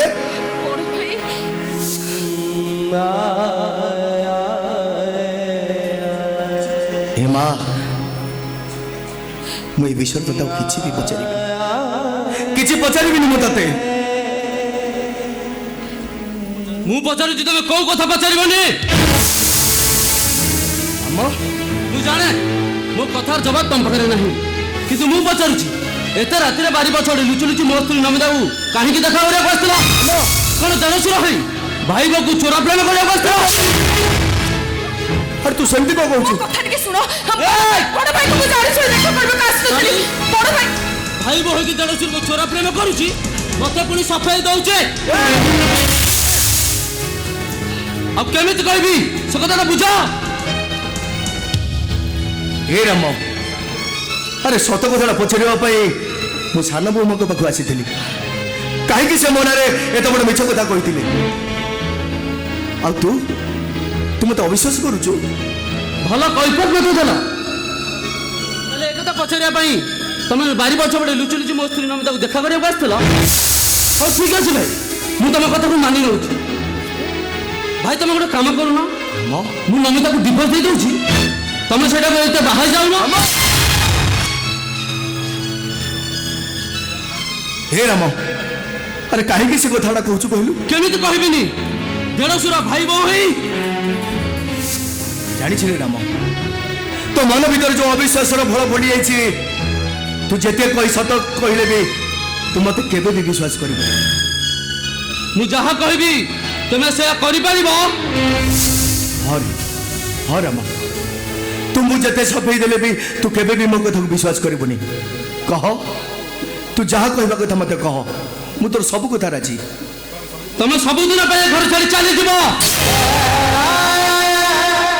ତମକୁ ଏ ଘର ଦେଖି ମୋ କଲିଜାରେ ଯେମିତି ନିଆଁ ଲାଗି ଯାଉଛି। ମୋ ବଡ ଭାଇ ମୋ ସ୍ତ୍ରୀକୁ ଚୋରା ପ୍ରେମ କରୁଛି, ଦେଢ଼ଶୁର ଭାଇ ଭାଇ ବୋଉକୁ ଚୋରା ପ୍ୟାର କରୁଛି। ଏକଥା କହିଲା ବେଳକୁ ମୁଁ ଟିକେ ଶାନ୍ତିରେ ରହିପାରୁନି।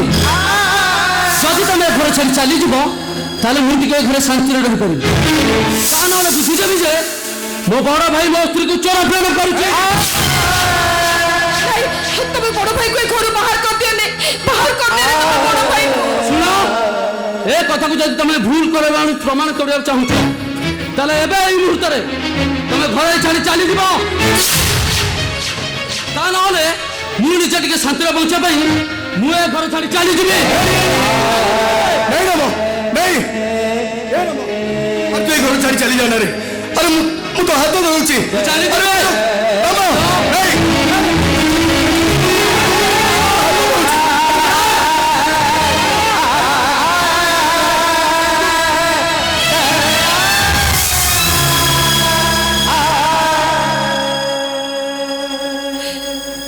ବଡ ଭାଇ ଆପଣ ଏବେ କଣ କରିପାରିବି ରେ ମା? ହାତ ଧରିଲି, ଗୋଡ଼ ଧରିବା ପାଇଁ ବାଧ୍ୟ କରିଲି, ସେ ଘର ଛାଡ଼ି ଚାଲିଯିବା ପାଇଁ ତାକୁ ବି ମନା କଲି। ଆଉ କଣ କରିପାରିଥାନ୍ତି? ମୋର ମନ ହବ ମୁଁ ଏ ଘର ଛାଡ଼ି ଚାଲିଛି। ବଡ ଭାଇ ସେଥିରେ ତୁମେ ଖୁସିରେ ରହିବ, ରାମପଦ ବି ଖୁସିରେ ରହିବ। ହେଲେ ବଡ ଭାଇ ଆପଣ ମତେ ଏବେ ପଚାରିବେନି କାହିଁକି ମୁଁ ଆପଣଙ୍କ ନାଁରେ ଏତେ ବଡ ମିଛ କହିଲି? କଣ ପଚାରିବି ରେ ମା? କୋଉ କଥା ମୁଁ ତମକୁ ପଚାରିବି? ମତେ ତ ଲାଗୁଛି ତମ ସେ ଅଡୁଆ ସୂତାଟା କୋଉଠି ଗୋଟେ ଗଣ୍ଠି ପଡିଯାଇଛି।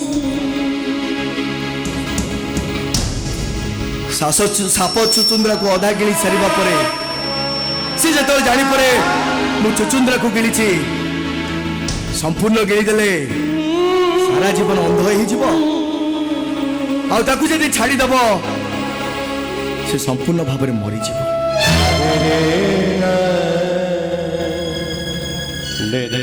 ତେଣୁ ମୁଁ ଭାବୁଛି ତମର ସେ ଅଡୁଆ ସୂତାଟା କୋଉଠି ଗୋଟେ ଗଣ୍ଠି ପଡି ରହିଛି। ହେଲେ ମାରେ, ସେ ଭଗବାନଙ୍କ ଉପରେ ତମେ ଭରସା ରଖ। ତମର ସେ ଅଡୁଆ ସୂତାରେ ଗଣ୍ଠି ପଡିଥିବା ଗଣ୍ଠିଟା ସେ ଦିନେ ନା ଦିନେ ତମର ଖୋଲିଯିବ, ସେ ନିଶ୍ଚିତ ଭଲ କରିଦେବ। ବଡ ଭାଇ ହେଲେ ମା, ए घर भीतर जो मौसा जनक अछंती ए जो बारंडारे शोइछंती से मौसा को मोर टिके प्रणाम मौसा